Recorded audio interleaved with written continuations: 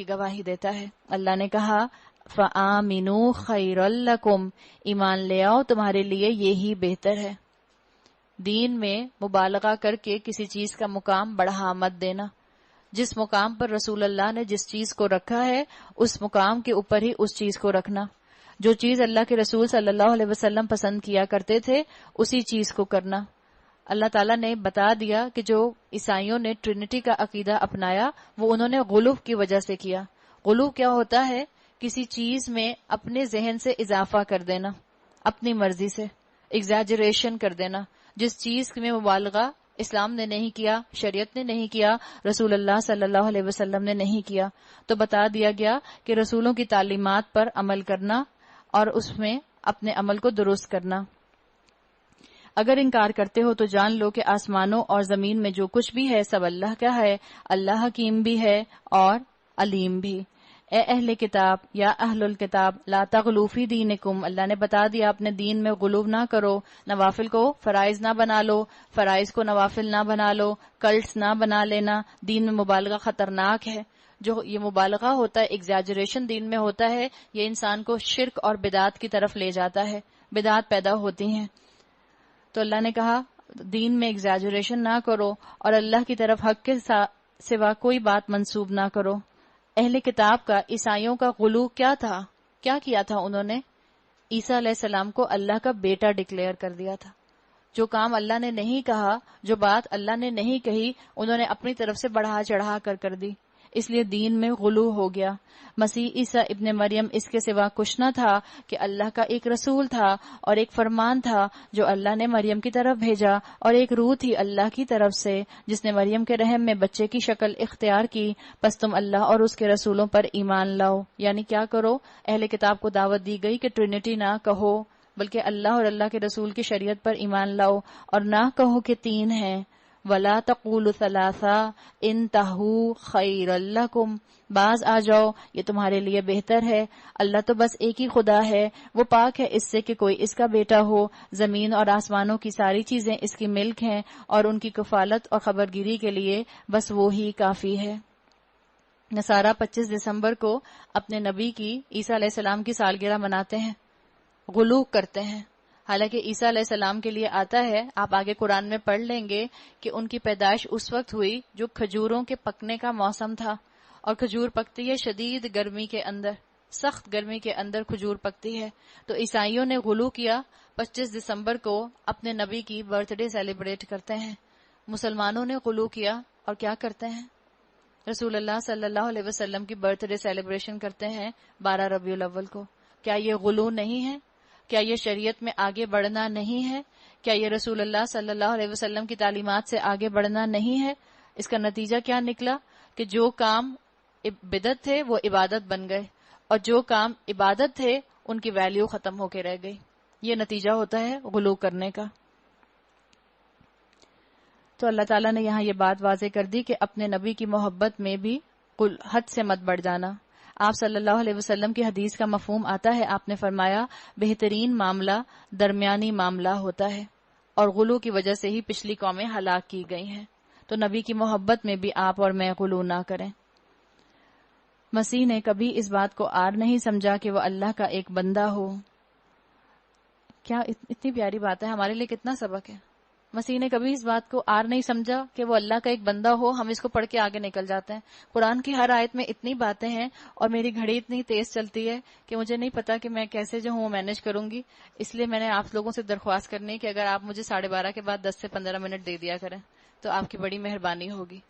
ابھی دیکھیں، حالانکہ پڑھنے کو ہم ایک جملہ پڑھ کے چلے جائیں کہ مسیح نے کبھی اس بات کو عار نہیں سمجھا کہ وہ اللہ کا ایک بندہ ہو۔ کیا آپ اور میں عار سمجھتے ہیں کہ ہم اللہ کے بندیاں ہوں؟ ہم کسی ایسی ایلیٹ محفل میں ہوتے ہیں جہاں سب بڑے بڑے پروفیشن والے لوگ ہوتے ہیں، چھینک آتی ہے، ہم کیا کہتے ہیں؟ ایکسکیوز می، کیا کہنا چاہیے؟ الحمدللہ۔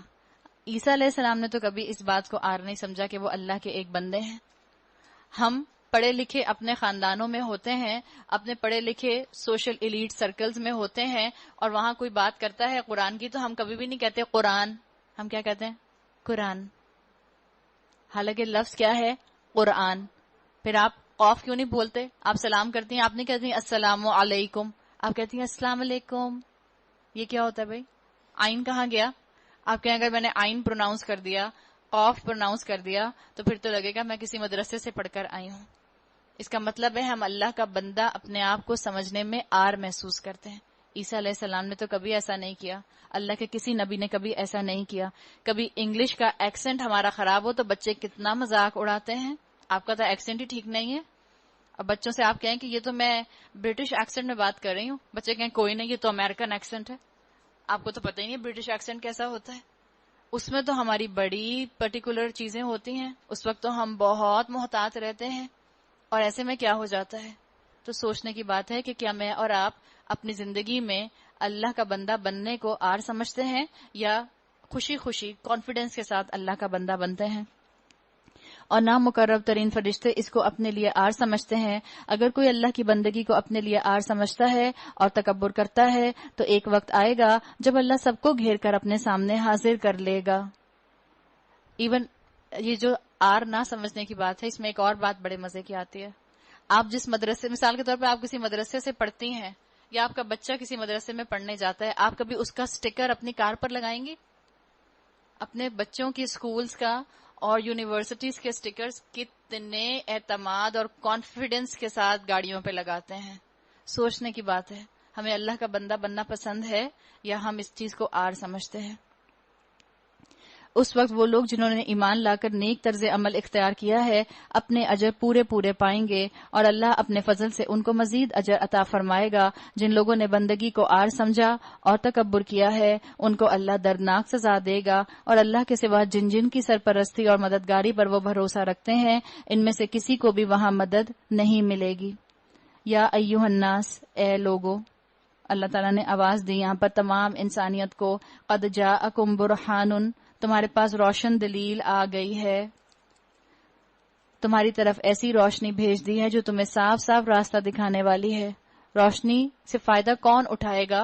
جس کے پاس دو طرح کا نور ہوگا.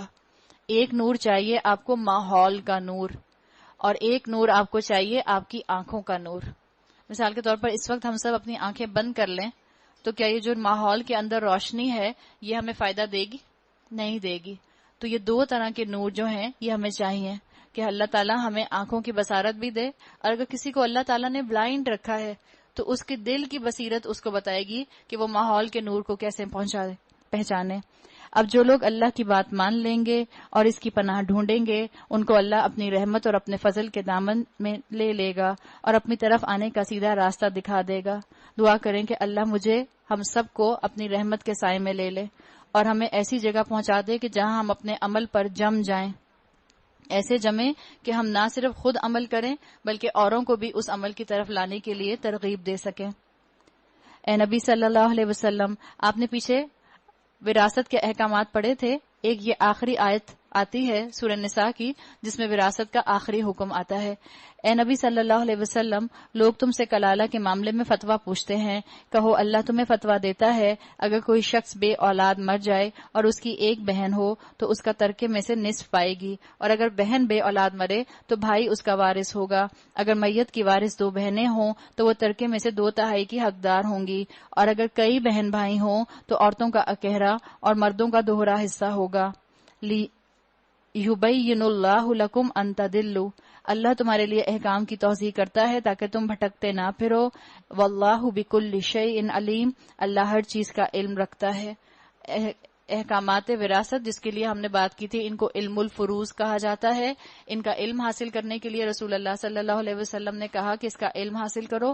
جب آپ کے گھر میں کسی کا انتقال ہو تو مناسب طریقہ یہی ہے کہ کسی مفتی سے تمام حصے نکلوائے جائیں، ان کو ڈیٹیل بتا کے کہ ہم اتنے بہنیں ہیں، اتنے بھائی ہیں. ماں اگر حیات ہے، مثال کے طور پر والد کا انتقال ہوتا ہے تو مفتی سے تمام حصے نکلوا کر اس کے مطابق تقسیم کی جائے، اس لیے کہ یہ میری اور آپ کی خواہش کے مطابق تقسیم نہیں ہے.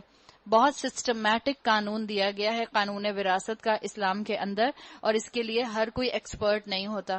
تو جو اس کے ایکسپرٹ ہیں ان سے جا کر حصے نکلوا لینے چاہیے اور اس کے مطابق ڈسٹریبیوشن کر دینا چاہیے. یاد رکھیں واللہ بکل شیء علیم، اللہ ہر چیز کا علم رکھتا ہے. سورۃ المائدہ کو سورۃ العقود بھی کہتے ہیں، عین سے العقود، عقد گرہ سے. مائدہ کا مطلب ہوتا ہے ٹیبل سپریڈ، دسترخوان. بسم اللہ الرحمن الرحیم. یا ایھا الذین آمنوا اوفوا بالعقود. اے لوگو جو ایمان لائے ہو، بندشوں کی پوری پوری پابندی کرو. یعنی تجارت ہو، معاملات ہوں، تعلقات ہوں، سب معاہدے پورے کرو، سارے کمٹمنٹس پورے کرو. اس آیت پر عمل کرنے سے بھی آپ کی اور میری زندگیاں کافی حد تک سنور سکتی ہیں. چاہے معاہدے گھر کے اندر ہوں، چاہے معاہدے گھر کے باہر ہوں. کچھ ہمارے لیگل کانٹریکٹس ہوتے ہیں، کچھ ہمارے سوشل کانٹریکٹس ہوتے ہیں، کچھ ہمارے مورل کانٹریکٹس ہوتے ہیں. اگر ہم ان سب کا خیال رکھیں گے تو معاشرے کے اندر خود بخود بہتری آ سکتی ہے. اور ہمارے بہت سے کانٹریکٹس ایسے ہیں جو لکھے ہوئے نہیں ہوتے. مثال کے طور پر ہمارے گھروں کے کانٹریکٹس لکھے ہوئے نہیں ہوتے، لیکن اگر ہم انہیں پورا کریں گے تو ہمارے گھروں کے اندر چاشنی آئے گی، خوبصورتی آئے گی، امن آئے گا، پیس آئے گا.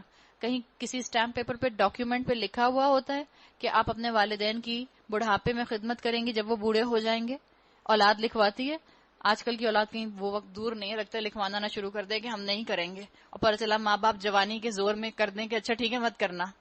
اللہ نے ایک سسٹم رکھا ہے. یہ کوئی لکھے ہوئے کانٹریکٹس نہیں ہے، لیکن یہ مورل کانٹریکٹس ہیں جن کا مجھے اور آپ کو خیال رکھنا ہے. تمہارے لیے مویشی کی قسم کے سب جانور حلال کیے گئے سوائے ان کے جو آگے چل کر تم کو بتائے جائیں گے. یہاں بتا دیا گیا کہ مجھے اور آپ کو اللہ تعالیٰ نے کچھ چیزوں کے بارے میں کہ جو حلال ہیں اور کچھ چیزیں جو حلال نہیں ہیں. یہ جہاں تک معاشرے میں مورل کانٹریکٹس کی بات ہے، اس کے بارے میں اگر آپ اور میں کانشیس ہو جائیں تو آپ اور میں اپنے اس معاشرے کو بہت بہتر بنا سکتے ہیں.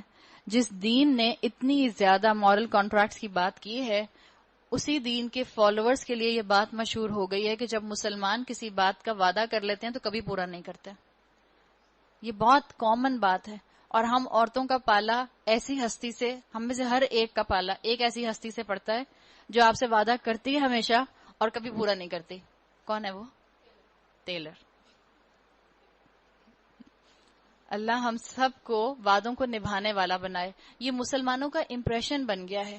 جو ویسٹ میں لوگ رہتے ہیں وہ غیر مسلموں کے ساتھ کاروبار کرنا پریفر کرتے ہیں بجائے اس کے کہ مسلمانوں کے ساتھ کاروبار کریں. کسی نے کہا کہ مسلمانوں کے بارے میں تو یہ مشہور ہو گیا ہے کہ جب مسلمان کسی کام کے لیے کہتے ہیں انشاءاللہ تو اس کا مطلب ہوتا ہے انشاءاللہ ٹالا. انا للہ و انا الیہ راجعون. یہ ہمارا حال ہو گیا ہے. اتنا ہم گر گئے ہیں اخلاقی طور پر. یہ ہماری اخلاقی بدحالی ہے. اللہ ہمیں کانٹریکٹس کو پورا کرنے کی توفیق عطا فرمائے. لیکن احرام کی حالت میں شکار کو اپنے لیے حلال نہ کر لو. بے شک اللہ جو چاہتا ہے حکم دیتا ہے. اے لوگو جو ایمان لائے ہو، خدا پرستی کی نشانیوں کو بے حرمت نہ کرو. یعنی شاعر اللہ کی بات ہے. اللہ کے جو شاعر ہیں ان کی طرف ان میں نہ اپنی طرف سے اضافہ کیا جا سکتا ہے نہ ان میں کمی کی جا سکتی ہے. مثال کے طور پر اللہ کے شاعر کیا ہیں؟ خانہ کعبہ اللہ کا شاعر ہے. مسجد نبوی اللہ کی ایک نشانیوں میں سے نشانی ہے. شاعر اللہ کی توہین اصل میں اسلام کی توہین ہوتی ہے، اور شاعر اللہ کی خدمت کرنا عین عبادت. مثال کے طور پر خانہ کعبہ کا طواف کر رہے ہیں، عین عبادت ہے. کسی مزار کا طواف کرنا شروع کر دیں گے، عین شرک ہے. شاعر اللہ خود ڈکلیئر نہیں ہو سکتے کہ آپ کہنا شروع کر دیں عبداللہ شاہ غازی کا مزار شاعر اللہ میں سے ہے. نہیں، عبداللہ شاہ غازی کا مزار شاعر اللہ میں سے نہیں ہے. یہ اللہ تعالیٰ نے فکس کر دیے ہیں اور ان کی حرمت رکھ دی ہے. حرام مہینوں میں سے کسی کو حلال نہ کر لو. قربانی کے جانوروں پر دست درازی نہ کرو. ان جانوروں پر ہاتھ نہ ڈالو جن کی گردنوں میں نظر خداوندی کی علامات کے طور پر پٹے پڑے ہوئے ہوں. ان لوگوں کو چھیڑو جو اپنے رب کے فضل اور اس کی خوشنودی کی تلاش میں مقام محترم کعبہ کی طرف جا رہے ہیں. ہاں، جب احرام کی حالت ختم ہو جائے تو شکار تم کر سکتے ہو. اور دیکھو، ایک گروہ نے جو تمہارے لیے مسجد حرام کا راستہ بند کر دیا ہے تو اس پر تمہارا غصہ تمہیں اتنا مشتعل نہ کر دے کہ تم بھی ان کے مقابلے میں ناروا زیادتی کرنے لگو. بتا دیا گیا تمہیں تو اسلام کا نعرہ دیا گیا ہے. اسلام کا نعرہ نہ ایکویلٹی کا ہے. اسلام کا نعرہ نہ جو ہے وہ آپس میں ایک دوسرے کے ساتھ آگے بڑھنے کا ہے. اسلام کا نعرہ عدل کا ہے، جسٹس کا ہے. اس کو یاد رکھنا. یہاں اللہ تعالیٰ نے کچھ بتا دی ایسے محرم چیزیں، کچھ شاعر اللہ، کچھ ایسے جانور جن کو اللہ کے نام کے اوپر سینٹیفائڈ کر دیا جائے. آگے اسی صورت کے اندر کچھ ایسے جانوروں کا ذکر آئے گا جن کو بدعت کے طور پر، جن کو مختلف رسومات کے طور کے اوپر عرب کے جو مشرکین تھے وہ اپنے لیے رکھ لیا کرتے تھے. اللہ تعالیٰ نے کہا ان کے مقابلے میں تم ان کی طرح کے نہ ہو جانا، یعنی تم ان کی طرح ریاکشنری نہ ہو جانا، نہیں۔ وَتَعَاوَنُوا عَلَى الْبِرِّ وَالتَّقْوَى، جو کام نیکی اور خدا ترسی کے ہیں ان میں سب سے تعاون کرو، اور جو گناہ اور زیادتی کے کام ہیں ان میں کسی سے تعاون نہ کرو۔ یعنی نیکی کے بغیر، ٹیم ورک کے بغیر نہ تو آپ نیکیاں کر سکتے ہیں، ٹیم ورک کے بغیر نہ تو آپ نیکیاں کر سکتے ہیں اور نہ ہی گناہ کر سکتے ہیں۔ دونوں میں ایفرٹ درکار ہوتی ہے اور اجتماعیت درکار ہوتی ہے۔ اللہ ہمیں اپنا ٹیم ورک جو ہے وہ ایسے لوگوں کے ساتھ کرنے کی توفیق دے جو گاڈ کانشیس ہوں۔ اللہ سے ڈرو اور اس کی سزا بہت سخت ہے۔ تم پر حرام کیا گیا ہے خون، سور کا گوشت، وہ جانور جو اللہ کے سوا کسی اور کے نام پر ذبح کیا گیا ہو، جو گلا گھٹ کر یا چوٹ کھا کر، بلندی سے گر کر یا ٹکر کھا کر مرا ہو، یا جسے کسی درندے نے پھاڑا ہو، سوائے اس کے جسے تم نے زندہ پا کر ذبح کر لیا ہو، اور وہ جو کسی آستانے پر ذبح کیا گیا ہو۔ حرام چیزوں کا ذکر ہے، بتا دیا گیا کہ تم کیا چیز کھا سکتے ہو اور کیا چیز نہیں کھا سکتے ہو۔ آپ دیکھیں آج کل اسکالرز کہتے ہیں کہ آج کل باؤنڈریز جو ہیں وہ میلٹ ہو رہی ہیں، تو لوگ پوچھتے ہیں کہ کس طریقے کا گوشت ہو، کیا یہودیوں کا گوشت، کیا یہودیوں کا کھانا ہم کھا سکتے ہیں کہ نہیں کھا سکتے، کیا اس نے جو ہے اگر بسم اللہ نہیں پڑھی تو کیا ہم کھا سکتے ہیں۔ تو اس طرح کی چیزیں سب سننے کو ملتی ہیں۔ بتا دیا گیا کہ اگر مرغی کو، گوشت کو بسم اللہ اللہ اکبر کہہ کے ذبح نہیں کیا گیا تو وہ ذبیحہ نہیں ہوگا۔ بسم اللہ اللہ اکبر کہہ کر جانور کی شہرگ کاٹی جائے تو وہ حلال ہوتا ہے، یہ بتا دیا گیا۔ نیز یہ بھی تمہارے لیے جائز ہے کہ ناجائز ہے کہ تم پانسوں کے ذریعے سے اپنی قسمت کا حال معلوم کرو۔ پانسوں، future telling, future reading, tea leaf reading, horoscope, یہ سب اس کے اندر آ جاتے ہیں۔ اور بتا دیا کہ یہ ایسے کام ہے کہ جس میں اللہ پر جھوٹ بن جاتا ہے، اس لیے کہ ان سب کاموں کے ذریعے مستقبل کے بارے میں خبریں دی جاتی ہیں، اور مستقبل کا جاننے والا صرف اور صرف اللہ تعالیٰ ہے اور کوئی نہیں ہے۔ یہ سب افعال فسق ہیں۔ آج کافروں کو تمہارے دین کی طرف سے پوری مایوسی ہو چکی ہے، لہذا اللہ نے کیا بتایا، الیوم اکملت لکم دینکم فلا تخشوہم واخشونی الیوم اکملت لکم دینکم واتممت علیکم نعمتی ورضیت لکم الاسلام دینا۔ لہذا تم ان سے نہ ڈرو بلکہ مجھ سے ڈرو، اس لیے مجھ سے ڈرو کہ یاد رکھو اسلام الٹیمیٹلی غالب آ کر رہے گا۔ آج میں نے تمہارے لیے تمہارے دین کو مکمل کر دیا ہے۔ اکمل کا لفظ آتا ہے مکمل کرنے کے لیے، اتمم آتا ہے عربی زبان میں تمام کرنے کے لیے۔ اللہ تعالیٰ ہمارے ہر عمل کو، جو ہم نیکی کا کام شروع کریں اس کو مکمل کروا دے۔ اللہ کے رسول صلی اللہ علیہ وسلم کی دعا آتی ہے، اللہم احسن عاقبتنا فی الامور کلھا، اللہ احسن طریقے سے ہمیں اپنے کاموں کو کرنے کی توفیق عطا فرما۔ اللہ تعالیٰ نے جو دین ہمیں دیا ہے یہ یہاں مکمل ہو گیا، بتا دیا گیا کہ اب تمہارا دین تمہارے لیے مکمل کر دیا گیا ہے۔ بعد کی چیزوں کے اندر پڑھ کے، نئی نئی چیزوں کے اندر پڑھ کے اپنے دین کے اندر ملاوٹ نہ کر لینا، اور اپنی نعمت تم پر تمام کر دی، تمہارے لیے اسلام کو دین کی حیثیت سے قبول کر لیا، لہذا حرام اور حلال کی جو قیود تم پر عائد کر دی گئی ہیں ان کی پابندی کرو۔ البتہ جو شخص بھوک سے مجبور ہو کر ان میں سے کوئی چیز کھا لے بغیر اس کے کہ گناہ کی طرف اس کا میلان ہو تو بے شک اللہ معاف کرنے والا اور رحم فرمانے والا ہے۔ لوگ پوچھتے ہیں ان کے لیے کیا حلال کیا گیا ہے۔ آپ جانتے ہیں کہ پچھلے مذاہب کے اندر بہت سختی آ گئی تھی، سوال پوچھ کر انہوں نے اپنی شریعت کی بہت سی حلال چیزوں کو حرام کر لیا تھا۔ کہو تمہارے لیے ساری پاک چیزیں حلال کر دی گئی ہیں، گو اینڈ انجوائے۔ رمضان کا مہینہ ہے، تمہارا دہی بڑے کھانے کا دل چاہ رہا ہے، دہی بڑے کھاؤ، تمہارا پکوڑے کھانے کا دل چاہ رہا ہے، پکوڑے کھاؤ، تمہارا بریانی کھانے کا دل چاہ رہا ہے، بریانی کھاؤ، تمہارا کراکٹس کھانے کا دل چاہ رہا ہے، کراکٹس کھاؤ، جو دل چاہ رہا ہے کھاؤ۔ اللہ تعالیٰ نے حدود بتا دی ہیں، اپنی حدود کے اندر کھانا، اپنی حدود کو اللہ کی بتائی، اللہ کی جو اپنی خوراک سے جو تم طاقت حاصل کرو اس طاقت کو اللہ کی فرما برداری میں استعمال کرنا۔ اور جن شکاری جانوروں کو تم نے سدھایا ہو، جن کو اللہ کے دیے ہوئے علم کی بنا پر تم شکار کی تعلیم دیا کرتے ہو، وہ جس جانور کو تمہارے لیے پکڑ رکھیں اس کو بھی تم کھا سکتے ہو، البتہ اس پر اللہ کا نام لے لو اور اللہ کا قانون توڑنے سے ڈرو، اللہ کو حساب چکاتے کچھ دیر نہیں لگتی۔ یہ جو بھی آیت آئی تھی الیوم اکملت لکم دینکم، حضرت ابن عباس رضی اللہ عنہ کے مطابق یہ قرآن کی آخری آیت ہے جو نازل ہوئی تھی، ان کا خیال ہے۔ آج تمہارے لیے ساری پاک چیزیں حلال کر دی گئی ہیں، اہل کتاب کا کھانا تمہارے لیے حلال ہے اور تمہارا کھانا ان کے لیے یعنی کون سا کھانا اہل کتاب کا حلال ہے؟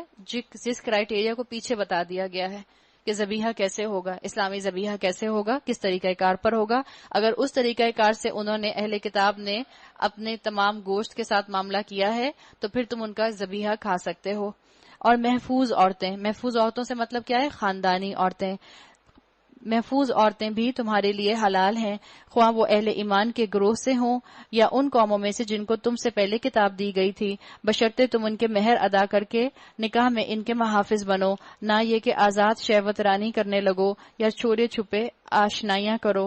اور جس کسی نے ایمان کی روش پر چلنے سے انکار کیا اس کا سارا کارنامہ زندگی ضائع ہو جائے گا اور وہ آخرت میں دیوالیہ ہوگا، یعنی وہ آخرت میں ریئل لوزر ہوگا. یہاں 4 شرائط اس آیت کے اندر دے دی گئی: محافظ بنو، مہر ادا کرو، آزاد شہوت رانی نہ کرو، چوری چھپے آشنائیاں نہ کرو. اسکالرز نے کہا کہ یہاں پر جو آیا آزاد شہوت رانی نہ کرو، اس کے اندر یہ بھی آتا ہے کہ گرین کارڈ کے لیے یہ کام مت کرنا. اس لیے کہ یہاں سے جو مرد جاتے ہیں، یہاں سے جو لڑکے جاتے ہیں، وہ گرین کارڈ لینے کے لیے وہاں جا کر عورتوں سے نکاح کر لیتے ہیں، اور اگر نکاح تو نہیں کرتے بلکہ لیونگ ٹوگیدر والا معاملہ ہوتا ہے. آزاد شہوت رانی کی بات ہے، لیونگ ٹوگیدر والا معاملہ اس کو منع کر دیا گیا یہاں پر. اللہ نے کہا جو ایسا کرے گا اس کا آخرت میں دیوالیہ ہوگا. اے لوگو جو ایمان لائے ہو، اب وضو کے فرائض بتائے جائیں گے. جب تم نماز کے لیے اٹھو تو چاہیے کہ اپنے منہ اور ہاتھ کونیوں تک دھو لو، سروں پر ہاتھ پھیر لو، پاؤں ٹخنوں تک دھو لیا کرو. یہ 4 فرائض ہیں جو وضو کے بتائے جاتے ہیں. اس کے علاوہ جو طریقہ ہم اختیار کرتے ہیں وہ طریقہ وہی ہے جو رسول اللہ صلی اللہ علیہ وسلم سے بتایا گیا. آپ صلی اللہ علیہ وسلم نے جو طریقہ بتایا ہے اس میں سر کا مسح کرتے ہوئے احتیاط رکھنی چاہیے کہ سر کا مسح آپ اپنے دونوں ہاتھوں سے کریں. اور سر کے مسح کرتے ہوئے بتایا جاتا ہے کہ کیسے سر کا مسح کریں. احادیث میں جو بات آتی ہے وہ آتا ہے کہ آپ اپنے دونوں ہاتھوں کی یہ جو آپ کی 3 انگلیاں ہیں، آپ اپنی انڈیکس فنگر کو الگ کر لیں، اور یہ تینوں انگلیاں آپ کی یہ آپ کی ہیئر لائن سے شروع ہو کے آپ کی نیپ آف دا نیک تک جاتی ہیں. یوزلی گرمی میں ہم خواتین یا تو پونی ٹیل بنائے ہوئے ہوتی ہیں یا ہم نے بریجز اور بنز بنائے ہوئے ہوتے ہیں. تو اگر آپ کا یہاں اس جگہ بن بنا ہوا ہے تو اس کو لوز کر لیں، اس کو کھول کے نیچے کر لیں. آپ کا سر کا مسح اسکالرز کہتے ہیں پورا ہونا چاہیے. بعض لوگوں کے اندر ایک خیال یہ ہے کہ شاید آدھے سر کا مسح ہے. آدھے سر کا مسح نہیں ہے، پورے سر کا مسح ہے. اور یہ 3 انگلیاں اس ہاتھ کی اور انڈیکس کے علاوہ، اور یہ 3 انگلیاں اس ہاتھ کی، آپ کا انگوٹھا دونوں ہاتھوں کا اور یہ آپ کی انڈیکس فنگر، یہ سر کے بالوں کو ٹچ نہیں کرنی چاہیے، اس لیے کہ سر کے بالوں میں جرمز ہوتے ہیں. تو آپ ان 3 انگلیوں سے پیچھے تک ہاتھ لے کر جائیں گی جو آپ کے ہاتھ گیلے تھے. اور کیونکہ ان 2 انگلیوں سے آپ نے اپنے کان کے اندر اور باہر پورا جو ہے وہ مسح کرنا ہوتا ہے، اس لیے ان کو حکمت یہ ہے کہ ان کو ٹچ نہ کیا جائے اپنے سر کے بالوں کے اوپر. گردن کا مسح سنت سے ثابت نہیں ہے. وضو کے 4 فرائض یہاں بتا دیے گئے. اب آگے میجر امپیورٹی کا ذکر آ رہا ہے.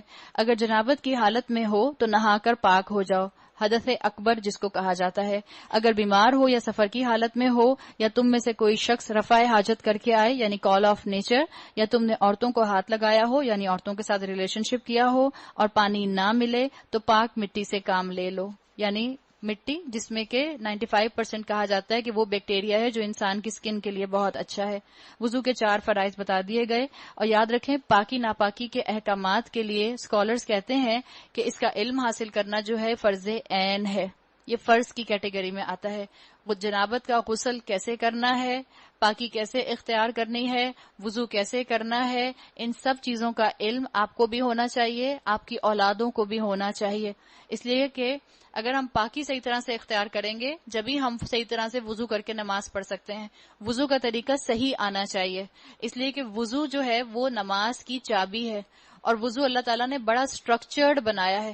جیسے آپ چابی کو دیکھیں، چابی بہت سٹرکچرڈ ہوتی ہے، آپ ایک دروازے کی چابی سے دوسرا دروازہ نہیں کھول سکتے.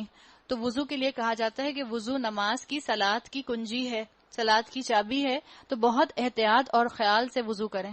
نیل پالش لگا کر وضو کرنا، آج کل کہا جاتا ہے کہ ایسی نیل پالشز آ گئی ہیں کہ جن سے پانی اندر پینیٹریٹ کر جاتا ہے.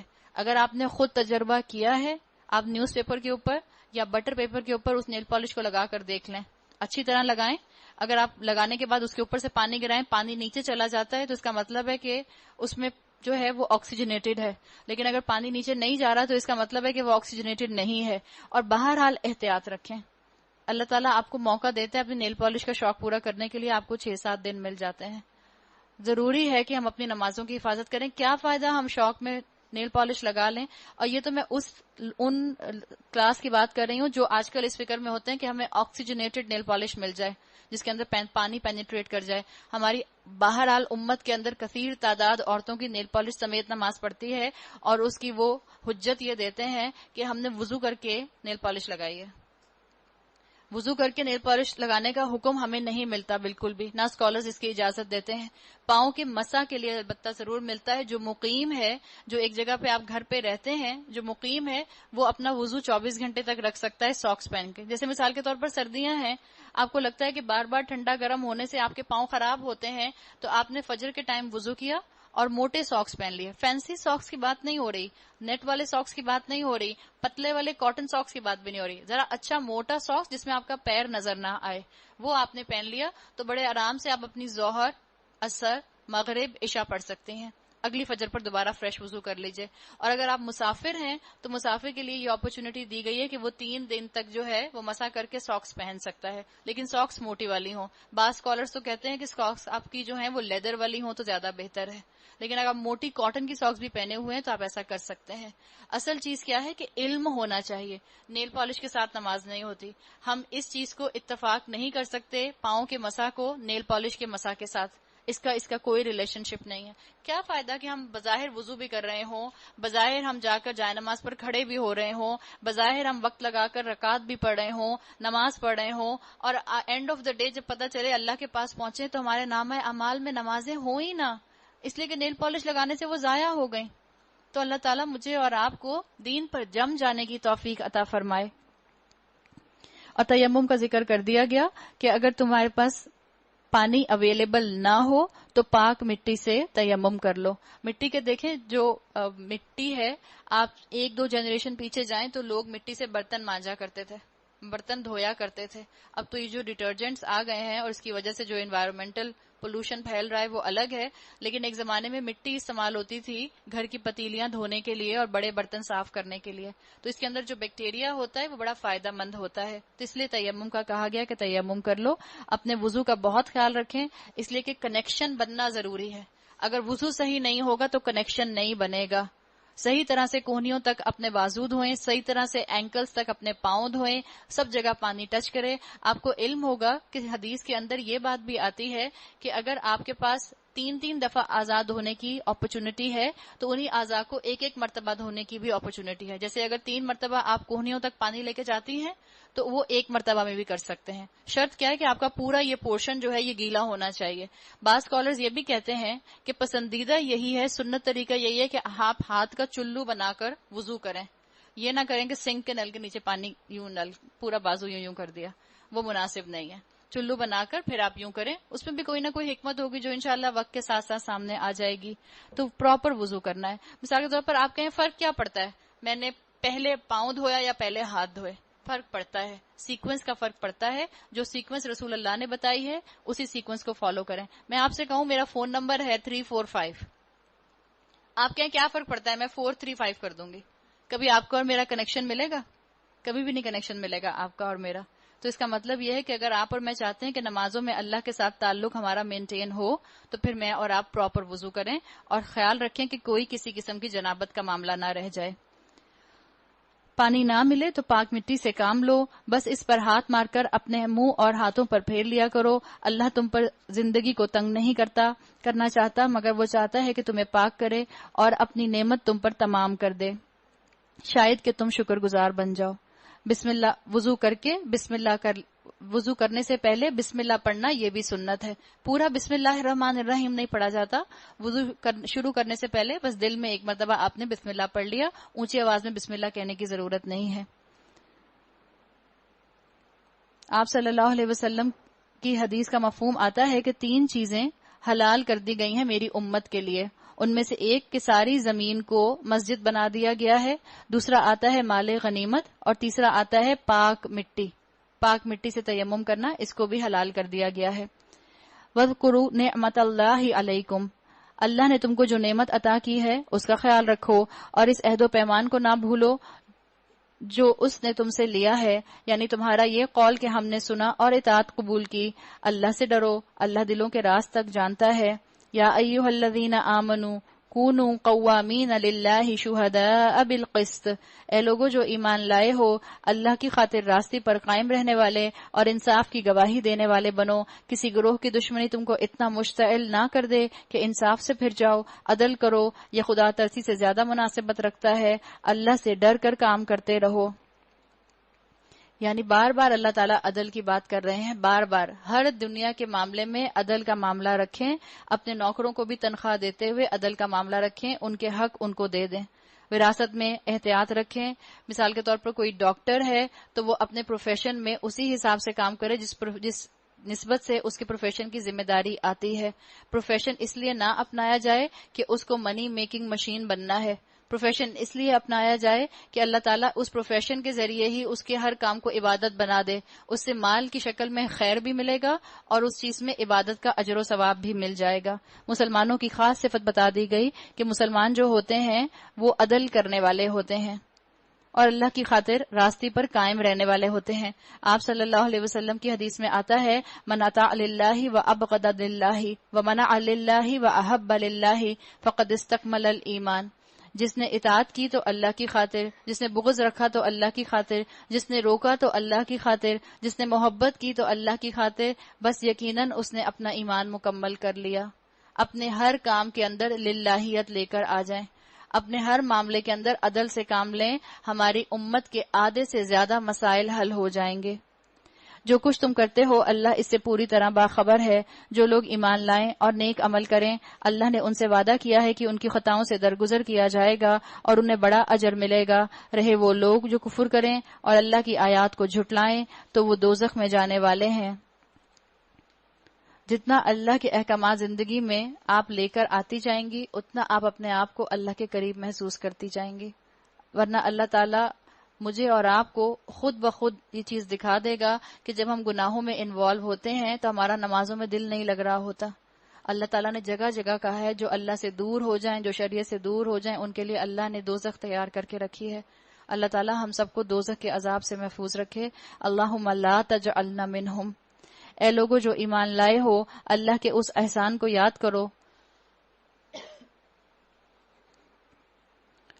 جو اس نے ابھی حال میں تم پر کیا ہے، جبکہ ایک گروہ نے تم پر دست درازی کا ارادہ کر لیا تھا، مگر اللہ نے ان کا ہاتھ تم پر اٹھنے سے روک دیا۔ شرط کیا ہے؟ اللہ سے ڈر کر کام کرتے رہو۔ ایمان رکھنے والوں کو اللہ ہی پر بھروسہ کرنا چاہیے۔ یہاں یہودیوں کی ایک سازش کی طرف اشارہ کیا گیا ہے کہ یہودیوں نے سازش کی تھی ایک مرتبہ کہ کھانے کے اوپر آپ صلی اللہ علیہ وسلم اور آپ کے ساتھیوں کو بلایا جائے اور کھانے پر بلا کر ان پر حملہ کر دیا جائے۔ اللہ تعالیٰ نے عین وقت پر رسول اللہ صلی اللہ علیہ وسلم کو آگاہ کر دیا اور صحابہ کو اور آپ صلی اللہ علیہ وسلم کو بچا لیا۔ اللہ نے بنی اسرائیل سے پختہ عہد لیا تھا اور ان میں 12 نقیب مقرر کیے تھے اور ان سے کہا تھا انی معکم، میں تمہارے ساتھ ہوں۔ لیکن کس کنڈیشن پر میں تمہارے ساتھ ہوں؟ اللہ نے یہ بات کنڈیشنل کہی تھی، لئن اقمتم الصلاۃ وآتیتم الزکاۃ وآمنتم برسلی وعزرتموہم واقرضتم اللہ قرضا حسنا۔ یہ کنڈیشنل بات تھی کہ اللہ تمہارے ساتھ کب ہے؟ جب تم کیا کرو؟ جب تم نماز قائم رکھو، زکوٰۃ دو، میرے رسولوں کو مانو اور ان کی مدد کرو اور اپنے خدا کو اچھا قرض دیتے رہو، ڈونیشنز دیتے رہو اللہ کی راہ میں، نفلی صدقہ بھی دو، فرض صدقہ بھی دو۔ یقین رکھو کہ میں تمہاری برائیاں تم سے زائل کر دوں گا اور تم کو ایسے باغوں میں داخل کروں گا جن کے نیچے نہریں بہتی ہوں گی، مگر اس کے بعد جس نے تم میں سے کفر کی روش اختیار کی، جس نے کفر کیا تو اس کے لیے کیا ہے؟ در حقیقت اس نے سوا اس سبیل گم کر دی۔ سمجھا تھا کہ شاید معافی مل جائے گی، لیکن نہیں، صحیح راستے سے بھٹک گیا۔ پھر یہ ان کا اپنے عہد کو توڑ ڈالنا تھا جس کی وجہ سے ہم نے ان کو اپنی رحمت سے دور پھینک دیا۔ اللہ کی رحمت کا دروازہ یہ اللہ کا کلام ہے۔ جو اللہ کے کلام سے منہ موڑتا ہے، اللہ بھی اس کے دل کو بند کر دیتا ہے، غلافوں میں کر دیتا ہے۔ اللہ نے ان کے دل سخت کر دیے، ایسے سخت ہو گئے کہ پھر ان کو احساس ہی نہیں ہوا کہ کب وہ رحمان سے دور ہو گئے۔ وہ رحمان جو بہت رحم کرنے والا ہے، جو اپنی رحمت کے ساتھ ایکسٹریم امیجیٹ فوراً موجود ہوتا ہے، جو اپنی رحمت کے ساتھ اپنی رحمانیت کے ساتھ ہمارے آج کے مسائل دور کرتا ہے، اس نے کہا ہے علم القرآن، میں نے تمہیں قرآن سکھایا، قرآن سیکھو، قرآن پر عمل کرو تاکہ تمہاری مشکلات حل ہو جائیں. لیکن انہوں نے ایسا نہ کیا، انہوں نے اپنے دل کے دروازے بند کر لیے. اب ان کا حال یہ ہے کہ الفاظ کا الٹ پھیر کر کے بات کو کہیں سے کہیں لے جاتے ہیں. جو تعلیم انہیں دی گئی تھی اس کا بڑا حصہ بھول چکے ہیں. یہ کتنی اس میں اچھی بات لگتی ہے کہ جو تعلیم ان کو دی گئی تھی اس کا بڑا حصہ بھول چکے ہیں. ہم پر فٹ ہوتا ہے؟ اللہ نہ کرے کہ ہم دورہ قرآن اٹینڈ کرنے کے بعد رمضان کے 4 مہینے کے بعد وہ ساری باتیں بھول جائیں جو ہم اس وقت قرآن میں پڑھ رہے ہیں، ورنہ یہ بات ہمارے لیے بھی ہو جائے گی. ایک ایک قرآن کی آیت مجھ سے اور آپ سے بات کرتی ہے. ان کو جو تعلیم دی گئی تھی اس کا بڑا حصہ بھول گئے. حقیقت ہے آج بھی معاشرے میں کورسز کرنے والوں کی کمی نہیں ہے، اسلامک کورسز کرنے والوں کی، مدرسوں میں جانے والوں کی کمی نہیں ہے. آج بھی لوگ جو ہیں خوب کورسز میں ایڈمیشن لیتے ہیں، لیکن عمل کے میدان میں مسلمان اتنا پیچھے کیوں ہے؟ یہ پاکستان، یہ کراچی شہر اتنا علم پھیلنے کے باوجود عمل میں آگے نظر کیوں نہیں آتا؟ یہ معاملہ ہے. جو تعلیم انہیں دی گئی تھی اس کا بڑا حصہ بھول گئے. ہم قرآن پڑھتے ہیں، ہم قرآن کی محفل اٹینڈ کرتے ہیں، ہم قرآن کے کورسز کرتے ہیں اور اس کے بعد بھول جاتے ہیں ہم لوگ. وَنَسُوا حَظًّا مِّمَّا ذُكِّرُوا بِهِ، اور آئے دن تمہیں ان کی کسی نہ کسی خیانت کا پتہ چلتا رہتا ہے. ان میں سے بہت کم لوگ اس عیب سے بچے ہوئے ہیں. مسلمانوں کو اپنی پرائرٹیز درست کرنے کی ضرورت ہے. ہمارے پاس وقت کم ہے اور مقابلہ سخت ہے. ہمیں نہیں پتا کس وقت موت کا فرشتہ ہمارے سامنے آ کر کھڑا ہو جائے گا. ہمیں نہیں پتا ہمارا کون سا قدم موت کے دروازے کے اندر ہمیں لے جائے گا. تو اپنا وقت ضائع نہ کریں، اللہ کے ساتھ خیانت نہ کریں. بس جب یہ اس حال کو پہنچ چکے تو جو شرارتیں بھی یہ کریں وہ ان سے عین متوقع ہیں. انہیں معاف کر دو اور ان کی حرکات سے چشم پوشی کرتے رہو. اللہ ان لوگوں کو پسند کرتا ہے جو احسان کی روش رکھتے ہیں. اللہ تعالیٰ نے یہاں بتا دیا کہ کنسٹرکٹیو معاملہ اپنا رکھو، لوگوں سے نا امید بھی نہ ہو. نہ انسان اپنے گناہ دیکھ کر اپنے آپ سے نا امید ہو، نہ دوسروں کے گناہ دیکھ کر دوسروں سے نا امید ہو. اپنے گناہوں کا جیسے احساس ہو فوراً توبہ کر لے، اور دوسرے کے گناہ جیسے ہی واضح ہوں، ویزیبل ہوں، ان کے لیے ہدایت کی دعا کر لے. اللہ تعالیٰ کے بارے میں بس ایک بات یاد رکھیں کہ اللہ تعالیٰ کو رمضان کے مسلمان صرف نہیں چاہیے، اللہ کو 24/7 سال بھر کے زندگی بھر کے مسلمان چاہیے. اسی طرح ہم نے ان لوگوں سے بھی پختہ عہد لیا تھا جنہوں نے کہا تھا کہ ہم نصارہ ہیں، مگر ان کو بھی جو سبق یاد کرایا گیا تھا اس کا ایک بڑا حصہ انہوں نے فراموش کر دیا. آخرکار ہم نے ان کے درمیان قیامت تک کے لیے دشمنی اور آپس کے بغض اور عناد کا بیج بو دیا. اور ضرور ایک وقت آئے گا جب اللہ انہیں بتائے گا کہ وہ دنیا میں کیا کرتے رہے ہیں. کیا کیا جائے گا، کیا کرے گا اللہ ان کے ساتھ، کیا بتائے گا اللہ ان کو ان کی غلطیوں کے اوپر. سوچیں، خوف آتا ہے. آپ اپنے بچے سے کہیں میں دیکھ رہی ہوں تم غلطی کر رہے ہو نا.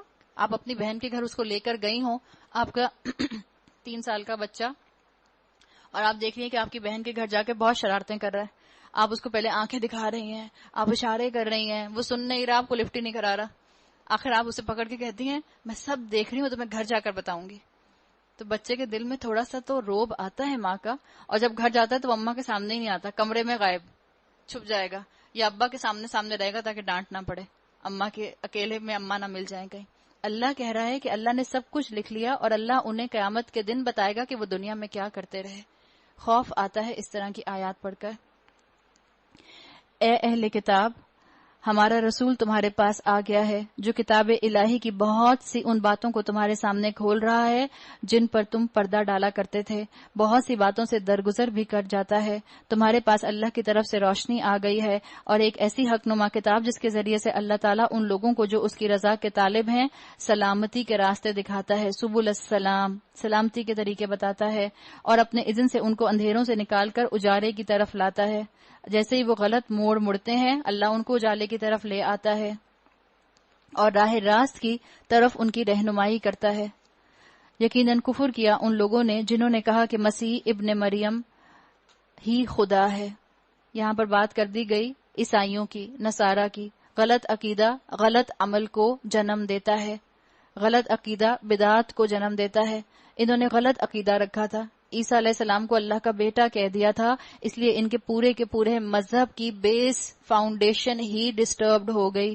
نبی صلی اللہ علیہ وسلم ان سے کہو کہ اگر خدا مسیح ابن مریم کو اور اس کی ماں اور تمام زمین والوں کو ہلاک کر دینا چاہے تو کس کی مجال ہے اس کو اس کے ارادے سے باز رکھ سکے؟ اللہ تعالیٰ نے بتا دیا کہ اللہ کی خدائی میں کوئی شریک نہیں ہے، کائنات کو چلانے کے لیے خداؤں کا کوئی پینل نہیں بیٹھا ہوا ہے۔ اللہ تعالیٰ نے یہاں یہ بات بھی واضح کر دی کہ عقیدے کی زندگی کے اندر بہت اہم ویلیو ہے۔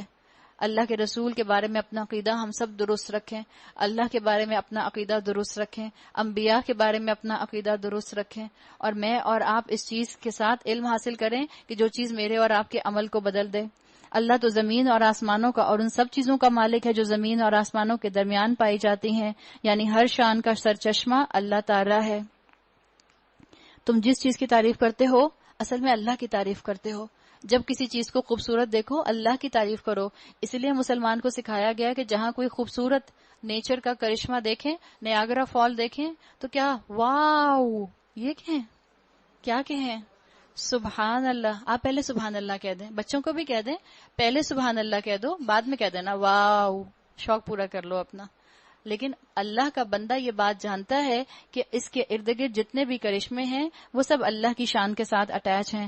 جو چاہتا ہے پیدا کرتا ہے کیا اور اس کی قدرت ہر چیز پر حاوی ہے۔ یہود اور نصارہ کہتے ہیں ہم اللہ کے بیٹے اور اس کے چہیتے ہیں۔ جو جتنا اللہ کے قریب ہوگا وہ اتنا اپنے گناہوں کے بارے میں کانشیس ہوگا، اور جو جتنا اللہ سے دور ہوگا وہ اتنا ریلیکس ہو جائے گا۔ اس لیے یہ کہا کرتے تھے یہود اور نصارہ کہ ہم اللہ کے بیٹے اور چہیتے ہیں، اس لیے کہ گناہوں میں انوالو تھے، اللہ سے دور تھے۔ یہودی علم ہونے کے باوجود عمل نہیں کرتے تھے، نصارہ عمل کی خواہش رکھتے تھے، عمل کرتے تھے بغیر علم کے، تو دونوں ہی بھٹکے ہوئے تھے۔ ان سے پوچھو پھر وہ تمہارے گناہوں پر تمہیں سزا کیوں دیتا ہے؟ مسلمانوں کا بھی تو یہی حال ہے، ہم پر بھی تو یہ آیت فٹ ہوتی ہے۔ ہم مسلمان کہتے ہیں ہم محمد صلی اللہ علیہ وسلم کی امت ہیں، تو پھر آج امت دنیا میں ہر جگہ پٹ کیوں رہی ہے؟ اس کا برا کیوں حال ہے؟ ہر جگہ سے اس کے اوپر آزمائشیں کیوں آ رہی ہیں؟ آپ افغانستان دیکھ لیں، آپ بلوچستان اپنا دیکھ لیں، آپ اپنا فاٹا دیکھ لیں، آپ عراق دیکھ لیں، آپ دیکھیں مسلمانوں کی حیثیت کیا ہے۔ G8 کے اندر مسلمانوں کا نام کون لیتا ہے؟ کیا ویلیو ہے مسلمانوں کی؟ دنیا کی ٹھوکروں کے اندر ہیں، اور پھر ہم سمجھتے ہیں کہ ہم کلمہ گو ہیں، محمد کی امت ہے۔ سوچیں تو خالی محمد کی امت بن جانے سے مجھے اور آپ کو دنیا اور آخرت کے فائدے نہیں مل جائیں گے۔ اللہ مجھے اور آپ کو وہ کام کرنے کی توفیق دے جن کاموں سے اللہ محبت کرتا ہے، جن کاموں سے رسول اللہ صلی اللہ علیہ وسلم نے محبت کی۔ دعا کریں، اللہ کے رسول دعا کیا کرتے تھے اللہم وفقنا لما تحب وترضى، اللہ مجھے توفیق دے ان کاموں سے محبت کرنے کی جن سے آپ محبت کرتے ہیں اور تو ان سے راضی ہو جا۔ در حقیقت تم بھی ویسے ہی انسان ہو جیسے اور انسان اللہ نے پیدا کیے ہیں۔ ان بنی اسرائیلیوں کا عقیدہ یہ تھا کہ ابراہیم علیہ السلام جو ہیں وہ جہنم کے دروازے پر بیٹھے ہیں اور کسی بنی اسرائیلی کو جہنم میں گرنے نہیں دیں گے۔ آج بھی ان کی روایات کے اندر، ان کی تورات کے اندر یہ روایات لکھی ہوئی ہیں کہ ابراہیم علیہ السلام جہنم کے دروازے پر بیٹھ کر کسی بنی اسرائیلیوں کو جہنم میں گرنے نہیں دیں گے۔ اللہ نے کہا یہ ان کے جھوٹے عقیدے ہیں۔ وہ جسے چاہتا ہے معاف کرتا ہے، جسے چاہتا ہے سزا دیتا ہے۔ زمین اور آسمان اور ان کی ساری موجودات اس کی ملک ہیں اور اسی کی طرف سب کو جانا ہے۔ اے اہل کتاب، ہمارا یہ رسول ایسے وقت تمہارے پاس آیا ہے جو دین کی واضح تعلیم تمہیں دے رہا ہے، جبکہ رسولوں کی آمد کا سلسلہ ایک مدت سے بند تھا۔ عیسیٰ علیہ السلام اور رسول اللہ صلی اللہ علیہ وسلم کے درمیان 600 سال کا فاصلہ روایات میں آتا ہے، اس کی طرف اشارہ ہے، تاکہ تم یہ نہ کہہ سکو کہ ہمارے پاس کوئی بشارت دینے والا اور ڈرانے والا نہیں آیا۔ دیکھو اب وہ بشارت دینے اور ڈرانے والا آ گیا اور اللہ ہر چیز پر قادر ہے۔ موسیٰ علیہ السلام اور عیسیٰ علیہ السلام کے درمیان اس سے ڈبل فاصلہ تھا۔ روایات میں آتا ہے 1300 سال کا ڈیفرنس تھا موسیٰ علیہ السلام اور عیسیٰ علیہ السلام کے درمیان میں، اور محمد صلی اللہ علیہ وسلم اور عیسیٰ علیہ السلام کے درمیان میں 600 سال کا فصل تھا۔ لیکن یہ جو موسیٰ اور عیسیٰ علیہ السلام میں تھے دونوں رسول تھے نا، موسیٰ علیہ السلام بھی رسول تھے، شریعت دیے گئے تھے، عیسیٰ علیہ السلام بھی رسول تھے، ان کو شریعت کی حکمت دی گئی تھی۔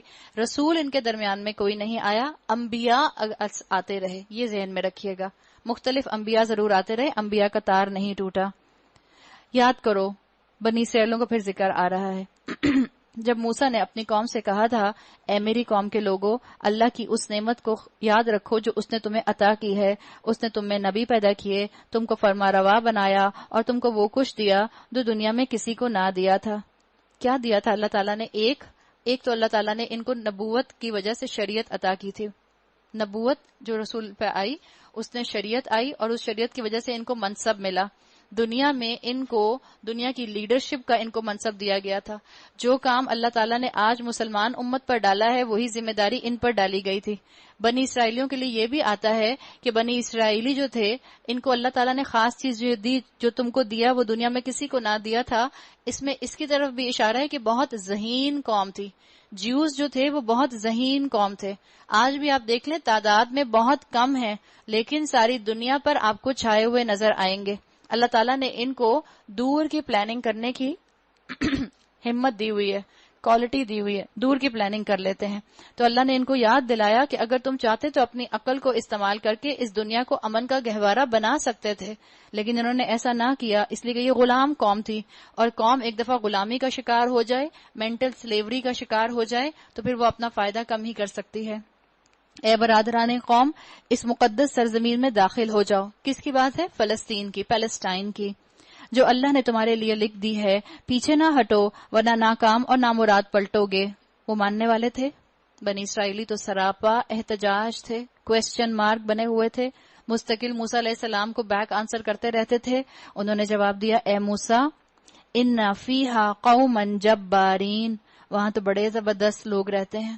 روایات میں آتا ہے کہ جس جگہ جانے کو ان کو موسیٰ علیہ السلام کے ذریعے کہا گیا تھا وہاں قوم عمالقہ رہتی تھی، اور قوم عمالقہ قوم عاد کے بچے ہوئے لوگ تھے، کافی اونچے لمبے صحت مند لوگ تھے۔ تو انہوں نے کہا کہ ہم وہاں ہرگز نہیں جائیں گے جب تک کہ وہ وہاں سے نکل نہ جائیں۔ ان کا سلوگن تھا نا، سمعنا و عصینا، سنا ہم نے اور نافرمانی کی ہم نے۔ ہاں اگر وہ نکل گئے تو ہم داخل ہونے کے لیے تیار ہیں۔ معجزوں کی عادت تھی۔ ان کا خیال تھا کہ موسیٰ علیہ السلام اب اپنے رب سے دعا کریں گے، قالوا ادعوا لنا ربک، اپنے رب کو پکارو ہمارے لیے۔ موسیٰ علیہ السلام اپنے رب سے دعا کریں گے، معجزہ ہوگا اور یہ قوم عمالقہ وہاں سے نکل جائے گی، پھر ہم جائیں گے۔ ان کو جہاد کی عادت نہیں تھی، نفس کی خواہشات کو مارنے کی عادت نہیں تھی، صبر اور ہمت کی عادت نہیں تھی، قربانی دینے کی عادت نہیں تھی۔ ان ڈرانے والوں میں دو شخص ایسے بھی تھے قال رجلان من الذین یخافون، انہی لوگوں میں دو لوگ ایسے بھی تھے جن کو اللہ نے اپنی نعمت سے نوازا تھا۔ کیا نعمت تھی؟ انعم اللہ من الذین یخافون، جن کو اللہ نے اپنا خوف عطا کیا تھا۔ اس کا مطلب ہے جس کو اللہ کا خوف مل جائے اس کو اللہ کی نعمت مل گئی۔ انعم اللہ علیہما، ان دونوں کے اوپر اللہ نے یہ انعام کیا تھا۔ تو تقوی جس کی ڈیفینیشن کے اندر ایک اینگل یہ آتا ہے التقوی هو الخوف من الجلیل، اللہ کے خوف سے، اللہ کے جلال سے ڈر کر تقوی اختیار کرنا، یہ انسان کو ایمان کے اوپر جما دیتا ہے۔ ان دو لوگوں کے لیے بھی یہی بات آئی کہ ان میں کیا اللہ نے انعام کیا تھا؟ اللہ نے ان کو اپنا خوف دیا تھا۔ انہوں نے کہا ان جباروں کے مقابلے میں دروازے کے اندر گھس جاؤ، جب تم اندر پہنچ جاؤ گے تو تم ہی غالب رہو گے۔ مطلب کیا تھا کہ موسیٰ علیہ السلام کا ساتھ دو، سٹارٹ تو کرو، آغاز تو کرو، دیکھنا پھر تمہیں کیسی اپرچونٹیز ملیں گی۔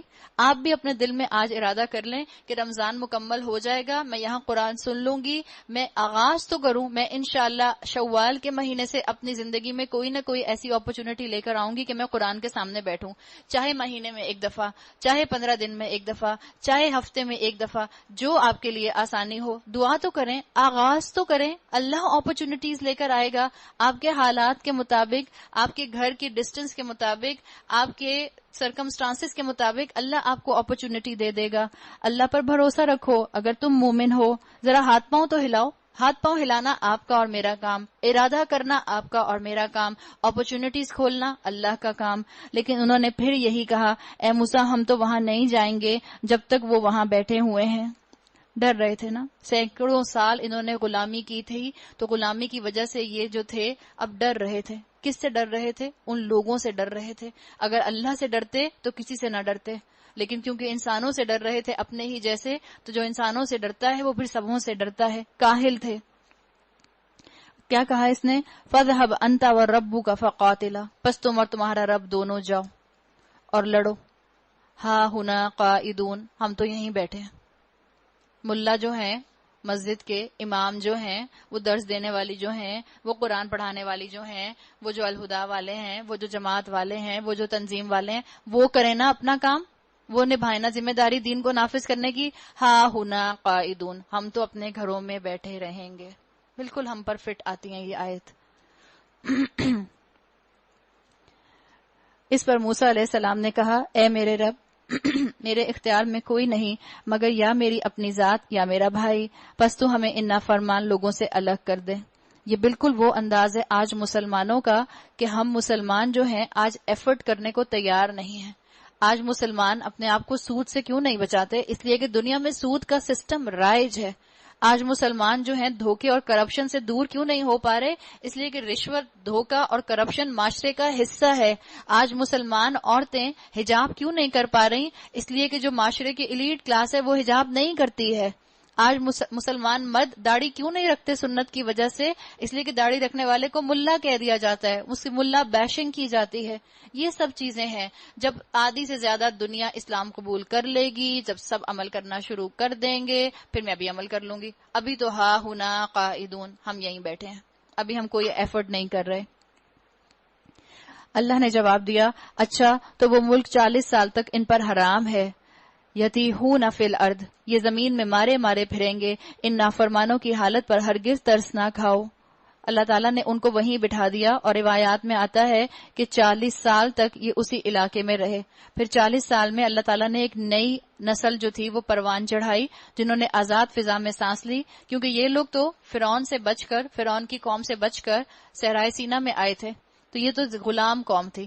اب جو ان کے بچے ہوئے 40 سال تک، وہ جب تک جوان ہوئے تو انہوں نے آزاد فضا میں آنکھ کھولی، اور پھر ان کے ذریعے اللہ تعالیٰ نے تبدیلی لا کر ایک اور موقع بنی اسرائیلیوں کو دکھایا. اور ذرا انہیں آدم کے 2 بیٹوں کا ایک بات کلیئر کر لیں. روایات میں یہ بات آتی ہے بعض جگہ پر کہ آدم علیہ السلام کے بیٹوں میں جو جھگڑا ہوا تھا وہ کسی عورت کی وجہ سے ہوا تھا. ایسا کچھ نہیں ہے. ابھی آپ کو پتہ چل جائے گا کہ ان کے درمیان میں جھگڑا کس لیے ہوا تھا. جب ان دونوں نے قربانی کی تو ان میں سے ایک کی قربانی قبول ہو گئی، یعنی حابیل کی قربانی قبول ہو گئی تھی، اور دوسرے کی قربانی قبول نہ ہوئی. دوسرے کا نام کیا تھا؟ قابیل. اس نے کہا میں تجھے مار ڈالوں گا. کیوں اس نے کہا مار ڈالوں گا؟ جیلسی کی وجہ سے، جیلس ہو گیا تھا. اس نے جواب دیا، اللہ تو متقیوں ہی کی نظریں قبول کرتا ہے. اس نے کہا میں تمہیں مار ڈالوں گا. اس نے آگے سے جواب میں یہ نہیں کہا تم تو ہو ہی ایسے، تمہارا تو شروع سے کام ہی یہی ہے، بس میں امی کو جا کے ابھی شکایت کر کے آتا ہوں، میں ابھی جا کے ابا کو بتا کے آتا ہوں. نہیں، سمپل جواب، میچورٹی والا جواب، حلم والا جواب. اللہ تو متقیوں ہی کی نظریں قبول کرتا ہے. یعنی اللہ کو پتا ہے تم دونوں، ہم دونوں میں سے جس نے قربانی کی ہے کس کی نیت کیا ہے. انما الاعمال بالنیہ، اللہ اعمال کو جج کر لیتا ہے نیتوں کی بیسس کے اوپر.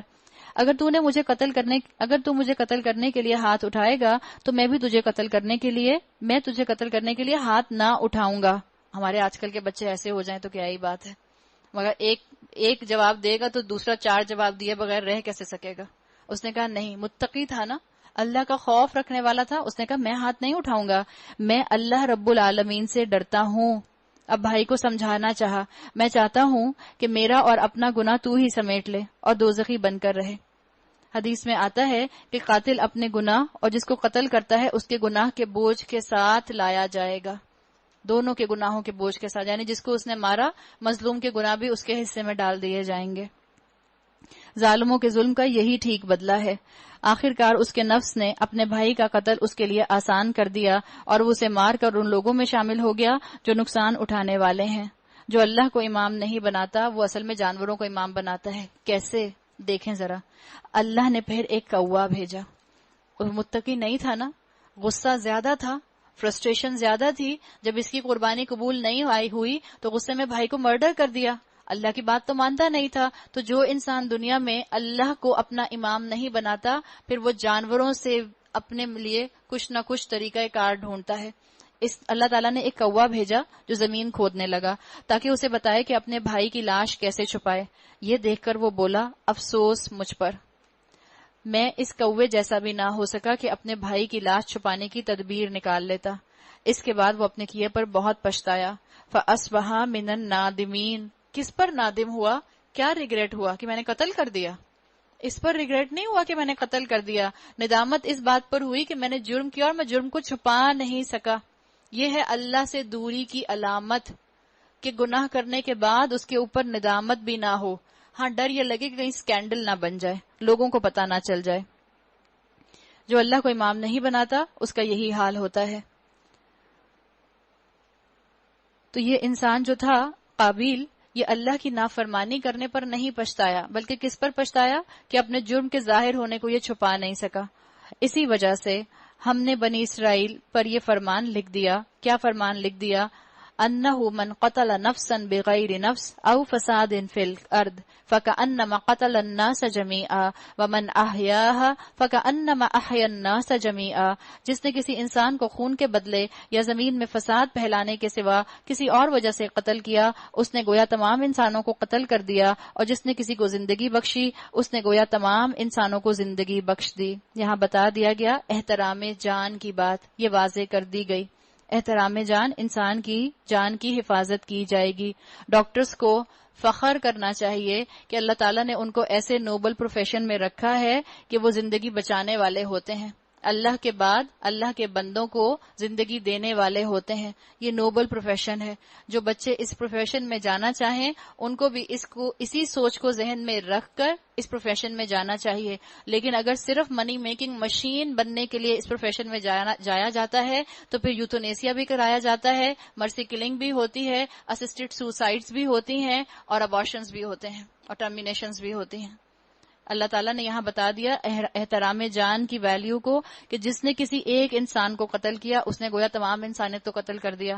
ہم سوچیں اچھا ہم تو ڈاکٹر نہیں ہیں، ہم تو مرسی کلنگ نہیں کرتے، ہم تو یوتھنیسیا نہیں کرتے، ہم تو ڈاکٹر نہیں ہیں، ہم تو مثال کے طور پر کسی کی ٹرمینیشن نہیں کرتے، ہم سب عورتیں ہیں۔ آپ دیکھیں یوزلی ہمیں کسی کی جان بچانے کا موقع کم ہی ملتا ہے۔ آپ دیکھیں اللہ نے کہا جس نے کسی ایک کی جان بچائی اس نے گویا تمام انسانیت کی جان بچا لی، اور جس نے کسی ایک کا قتل کیا اس نے گویا تمام انسانیت کو قتل کر دیا۔ آپ سی سائڈ پر گئی ہوں، آپ ہٹ پر گئی ہوں، اور آپ دیکھیں کہ بہت بڑی ویو آئی جس کی وجہ سے 2-4 بچے جو ہیں وہ پانی کی ویو کے ساتھ جا رہے ہیں۔ آپ بیسٹ سوئمر بھی ہوں تو بھی آپ کے گھر والے آپ کو کود کر ان کی مدد کرنے کے لیے نہیں آگے جانے دیتے، وہ کہتے ہیں نہیں آگے نہیں جانا۔ تو آپ کو اور مجھے کب موقع ملتا ہے کسی کی جان بچانے کا؟ آپ اور میں جب ماں بنتے ہیں، اور اگر آپ کی اور میری پریگننسی ہوتی ہے اور آپ کی اور میری پریگننسی ان پلانڈ پریگننسی ہوتی ہے، آپ بچہ نہیں چاہ رہے تھے، اللہ نے آپ کو بچہ دے دیا، تو اس وقت عورتیں کیا کہتی ہیں جا کے ڈاکٹر سے؟ یہ ان پلانڈ پریگننسی ہے، مجھے یہ بچہ نہیں چاہیے، پلیز اس کو ابارٹ کر دیں، پلیز ٹرمینیشن کر دیں اس کی۔ کیا وہ قتل نہیں ہوتا؟ کیا وہ ایک اللہ کے بندے کی جان لینا نہیں ہوتا؟ جان تو اس بندے میں پہلے دن سے ہوتی ہے، روح آتی ہے 120ویں دن کے اوپر۔ This is a matter of life, not the matter of روح۔ روح کی تو بات ہی نہیں ہے اس وقت، روح کو تو سائنس آج تک پروف ہی نہیں کر سکی۔ وہ کیا چیز ہے جو روح ہے، اس کو تو سائنس آج تک مٹیریلسٹیکلی پروف ہی نہیں کر سکی۔ جان کی بات ہے، اور جان کس وقت آتی ہے؟ جس وقت مرد کا اور عورت کا اووم اور سپرم ملتا ہے، اسی لمحے جب اللہ کے حکم سے فرٹیلائزیشن ہو کر زائگوٹ بنتا ہے تو جو پہلا سیل بنتا ہے ڈی این اے کا وہ لائف اینٹی ہوتی ہے، زندہ سیل ہوتا ہے۔ کسی انسان کی سیکس ڈیٹیکشن بھی اس پہلے ڈی این اے سیل سے ہو سکتی ہے۔ ایک زمانے میں تو جو بچے کی سیکس معلوم کی جاتی تھی وہ معلوم کی جاتی تھی تقریباً 2 مہینے میں، 3 مہینے میں۔ اب تو فیٹوسکوپ نے یہ آپ کو فیسلٹی دے دی کہ آپ اپنے کنسیو کرنے کے چند ہی دن کے بعد جو ہے بڑے آرام سے بچے کی سیکس بتا سکتے ہیں۔ یہ ڈی این اے ڈیسائیڈ کر دیتا ہے کہ یہ بچہ جو ہے یہ لڑکا بنے گا یا لڑکی بنے گا۔ اللہ نے احترام جان کی بات کی ہے، یہ اینٹی ہے۔ ڈی این اے کا مطلب کیا ہے؟ اس کی آئیڈینٹیفیکیشن آ گئی کہ وہ انسان مرد ہوگا کہ عورت ہوگی۔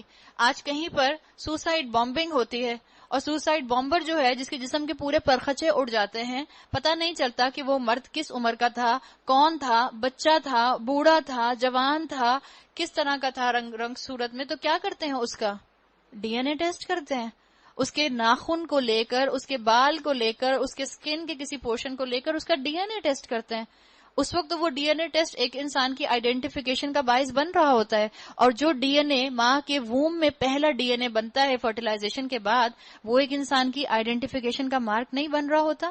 زندگی موجود ہوتی ہے. عورت کے کنسیو ہونے کے ٹھیک 18 ڈیز کے بعد بچے میں ہارٹ بیٹ آ جاتی ہے. اگر عورت کو محسوس نہیں ہوتی تو وہ الگ بات ہے. ہارٹ بیٹ کا مطلب کیا ہے؟ زندگی کی ایک اور علامت. ابارٹ نہیں کیا جا سکتا. اللہ تعالیٰ مجھے اور آپ کو توفیق دے کہ ہم نہ کسی قاتل کی کسی کلمے سے مدد کریں اور نہ کبھی اس چیز کے اندر خود انڈلج ہوں. آپ صلی اللہ علیہ وسلم کی حدیث کا مفہوم آتا ہے یا عیسیٰ من رحمت اللہ، وہ انسان اللہ کی رحمت سے مایوس ہو گیا جس نے قاتل کی مدد کسی ایک کلمے سے بھی کی. مثال کے طور پر آپ کی میڈ آپ کے پاس آئی اور اس نے کہا باجی میرے آلریڈی 5 بچے ہیں، میں نے دوبارہ کنسیو کر لیا ہے، میں اپنا 6واں بچہ ابارٹ کرا دوں؟ آپ نے کہا کرا دو. آپ نے قاتل کی مدد ایک جملے سے کر دی، اور اللہ نے ایسے ہی مدد کرنے والے کے لیے کہا ہے کہ قیامت کے دن اس کے ماتھے پر لکھا ہوگا یا عیسیٰ من رحمت اللہ، یہ بندہ اللہ کی رحمت سے مایوس کر دیا گیا. تو اللہ تعالیٰ مجھے اور آپ کو احترام جان کی توفیق عطا فرمائے. مگر ان کا حال یہ ہے کہ ہمارے رسول پیدر پہ ان کے پاس کھلی کھلی ہدایات لے کر آئے، پھر بھی ان میں بکثرت لوگ زمین میں زیادتیاں کرنے والے ہیں. جو لوگ اللہ اور اس کے رسولوں سے لڑتے ہیں اور زمین میں اس لیے تگ و دو کرتے پھرتے ہیں کہ فساد برپا کریں، ان کی سزا یہ ہے کہ قتل کیے جائیں یا سولی چڑھائے جائیں یا ان کے ہاتھ اور پاؤں مخالف سمتوں سے کاٹے ڈالے جائیں یا وہ جلا وطن کر دیے جائیں. یہ ذلت اور رسوائی تو ان کے لیے دنیا میں ہے اور آخرت میں ان کے لیے اس سے بڑی سزا ہے. مگر جو توبہ کر لیں قبل اس کے کہ تم ان پر قابو پاؤ، تمہیں معلوم ہونا چاہیے. کیا معلوم ہونا چاہیے؟ فَاعْلَمُوا أَنَّ اللَّهَ غَفُورٌ رَحِيمٌ، اللہ معاف کرنے والا اور رحم فرمانے والا ہے. وسیلہ، نیئرنیس، قرب اختیار کرنے کی بات آ گئی کہ تمہیں آگے نہیں ابھی آگے آئے گی. یا ایھا الذین آمنوا، اللہ تعالیٰ نے یہاں پر یہ بات واضح کر دی کہ تم اگر چاہو تو اپنے لیے معاملات کو آسان کر سکتے ہو اور تم اگر چاہو تو اپنے معاملات کو اپنے لیے مشکل کر سکتے ہو. یا ایھا الذین آمنوا اتقوا اللہ وابتغوا الیہ الوسیلہ، اے ایمان والو اللہ سے ڈرو اور اس کی جناب میں بازیابی کا طریقہ تلاش کرو اور اس کی راہ میں جدوجہد کرو، شاید کہ تمہیں کامیابی نصیب ہو جائے. یہاں ذکر آ گیا وسیلے کا، اللہ کا قرب کیسے اختیار کیا جا سکتا ہے، اللہ کی نیئرنیس کو کیسے اٹین کیا جا سکتا ہے. اللہ کا قرب اختیار کرنے کے لیے اللہ کو اللہ کے ناموں سے ہی پکارا جائے.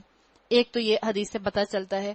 دوسرا حدیث سے یہ پتہ چلتا ہے کہ اللہ کا قرب تلاش کرنے کے لیے، وسیلہ بنانے کے لیے انسان اپنے ہی نیک اعمال کا حوالہ بھی دے سکتا ہے. تیسرا، اپنے مومن بھائی سے کہا جا سکتا ہے کہ آپ میرے لیے دعا کریں. ان چیزوں کو وسیلہ بنایا جا سکتا ہے، لیکن آپ اپنے کس مومن بھائی سے کہیں گے کہ آپ میرے لیے دعا کریں جو ہڈیوں کا پنجر بن چکے ہیں یا جو زندہ زمین کے سر پر موجود ہیں؟ جو زندہ ہیں، جو موجود ہیں، ان سے کہا جا سکتا ہے. خوب جان لو جن لوگوں نے کفر کا رویہ اختیار کیا ہے، اگر ان کے قبضے میں ساری زمین کی دولت ہو اور اتنی ہی اس کے ساتھ اور وہ چاہیں اسے فدیہ میں دے کر روز قیامت کے عذاب سے بچ جائیں، تب بھی وہ ان سے قبول نہ کی جائے گی اور انہیں دردناک سزا مل کر رہے گی. وہ چاہیں گے کہ دوزخ کی آگ سے نگل بھاگیں مگر نہ نکل سکیں گے اور انہیں قائم رہنے والا عذاب دیا جائے گا. اب آگے سزا کے بارے میں بتایا جا رہا ہے کہ جو غلط طریقے سے کام کریں ان کے لیے کیا ہے. والسارق والسارقۃ فاقطعوا ایدیہما، اور چور خواہ مرد ہو یا عورت دونوں کے ہاتھ کاٹ دو. بس یہ آیا جیسے آپ نے عورتوں کے بارے میں پڑھا تھا وَيَسْأَلُونَكَ عَنِ الْمَحِيضِ، اور اللہ تعالیٰ نے وہ آپ سے پوچھتے ہیں کہ عورتوں کے حیض کے بارے میں کیا حکم ہے، اور وہاں قرآن کا حکم تھا کہ ان کے قریب بھی مت جانا. اسے کس نے ایکسپلین کیا تھا؟ رسول اللہ صلی اللہ علیہ وسلم نے. جب عورتوں کے نشوز کی بات آئی کہ عورتیں اگر سرکشی پر آمادہ ہو جائیں تو 3 سٹیپ بتائے گئے تھے کہ یہ کام کرو. پہلے ان کو سمجھاؤ، ان کی کاؤنسلنگ کرو، پھر بیڈ روم اپنا الگ کر لو، پھر اگر وہ نہ مانے تو کیا کرو؟ Shock treatment. وَاضْرِبُوهُنَّ، ان کو ضرب لگاؤ. کون بتائے گا کتنی ضرب لگانی ہے؟ رسول اللہ صلی اللہ علیہ وسلم. یہاں آیا کہ چور خواہ مرد ہو یا عورت، فَاقْطَعُوا أَيْدِيَهُمَا، دونوں کے ہاتھ کاٹ دو. کون بتائے گا کہاں سے ہاتھ کٹیں گے؟ حدیث بتائے گی. رسول اللہ صلی اللہ علیہ وسلم بتائیں گے کہ کہاں سے ہاتھ کٹے گا. یہ ان کی کمائی کا بدلہ ہے اور اللہ کی طرف سے عبرتناک سزا. اللہ کی قدرت سب پر غالب ہے اور وہ دانا اور بینا ہے. پھر جو ظلم کرنے کے بعد توبہ کرے اور اپنی اصلاح کر لے تو اللہ کی نظر عنایت پھر اس پر مائل ہو جائے گی. اللہ بہت درگزر کرنے والا اور رحم فرمانے والا ہے. جہاں تک ہاتھ کاٹنے کی بات ہے تو یہ معمولی کھانے پینے کی چیزوں کے چوری پر ہاتھ کاٹنا نہیں آتا. یہ ایک سرٹن کرائیٹیریا ہے جس کے اوپر ہاتھ کاٹا جاتا ہے، اور اسکالرز کہتے ہیں کہ ہاتھ کاٹنے کی نوبت اس وقت آتی ہے جب کافی حد تک لوگوں کی ضروریات زندگی پوری کی جا رہی ہوں، ان کو بیسک نیسیسٹیز آف لائف دی جا رہی ہوں. آپ دیکھیں سعودی عرب کے اندر یہ قانون نافذ ہے کہ اگر کوئی چوری کرے تو اس کا ہاتھ کاٹ دیا جاتا ہے. آپ حج عمرہ کرنے جاتی ہیں، آپ کو کتنے ٹوٹے ہاتھوں والے نظر آئے؟ کوئی نظر آیا؟ شاید ہی آپ کو کوئی نظر آئے. کوئی نظر نہیں آیا. جہاں شریعت نافذ ہو جاتی ہے وہاں ایسی سزائیں ان قوانین کی حفاظت کرتی ہیں. ہم قوانین پڑھ کر ہی پریشان ہو جاتے ہیں کہ لو اب چوری پر ہاتھ کٹ جائے گا، ایک کا کٹے گا تو 1000 کو عبرت آئے گی، ایک کو سزا ملے گی تو 2000 اپنا عمل درست کر لیں گے. ایک جو ہے وہ اپنا ہاتھ کٹوا کر اپنا نقصان کرے گا، اس کی سزا اس کو دنیا میں مل جائے گی، آخرت میں ہو سکتا ہے اپنی توبہ کرنے کے بعد وہ سرخرو ہو جائے. لیکن جہاں شریعت نافذ ہوتی ہے وہاں اللہ تعالیٰ کے بندے اللہ کی شریعت کے احسانات کو دیکھ لیتے ہیں، ان کے کرشمے دیکھ لیتے ہیں، اس کا فائدہ، اس کا ایفیکٹ، اس کے فروٹس دیکھ لیتے ہیں.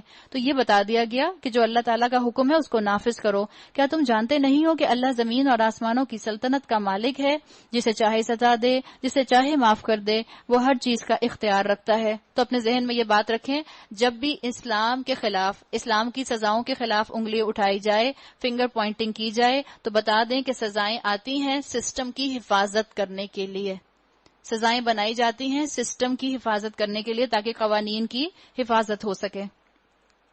اے پیغمبر صلی اللہ علیہ وسلم، تمہارے لیے باعث رنج نہ ہوں وہ لوگ جو کفر کی راہ میں بڑی تیز گامی دکھا رہے ہیں، خواہ وہ ان میں سے ہوں جو منہ سے کہتے ہیں ہم ایمان لائے مگر دل ان کے ایمان نہیں لائے. یہ کون لوگ ہیں؟ یہودی منافق. اسکیم کے تحت آیا کرتے تھے، آپ صلی اللہ علیہ وسلم سے بات کو کچھ کا کچھ بنا کر بتاتے تھے تاکہ آپ صلی اللہ علیہ وسلم کوئی ایسی بات کریں جس سے ان کو موقع مل جائے باہر جا کر اللہ کے رسول کے خلاف کوئی بات کرنے کا.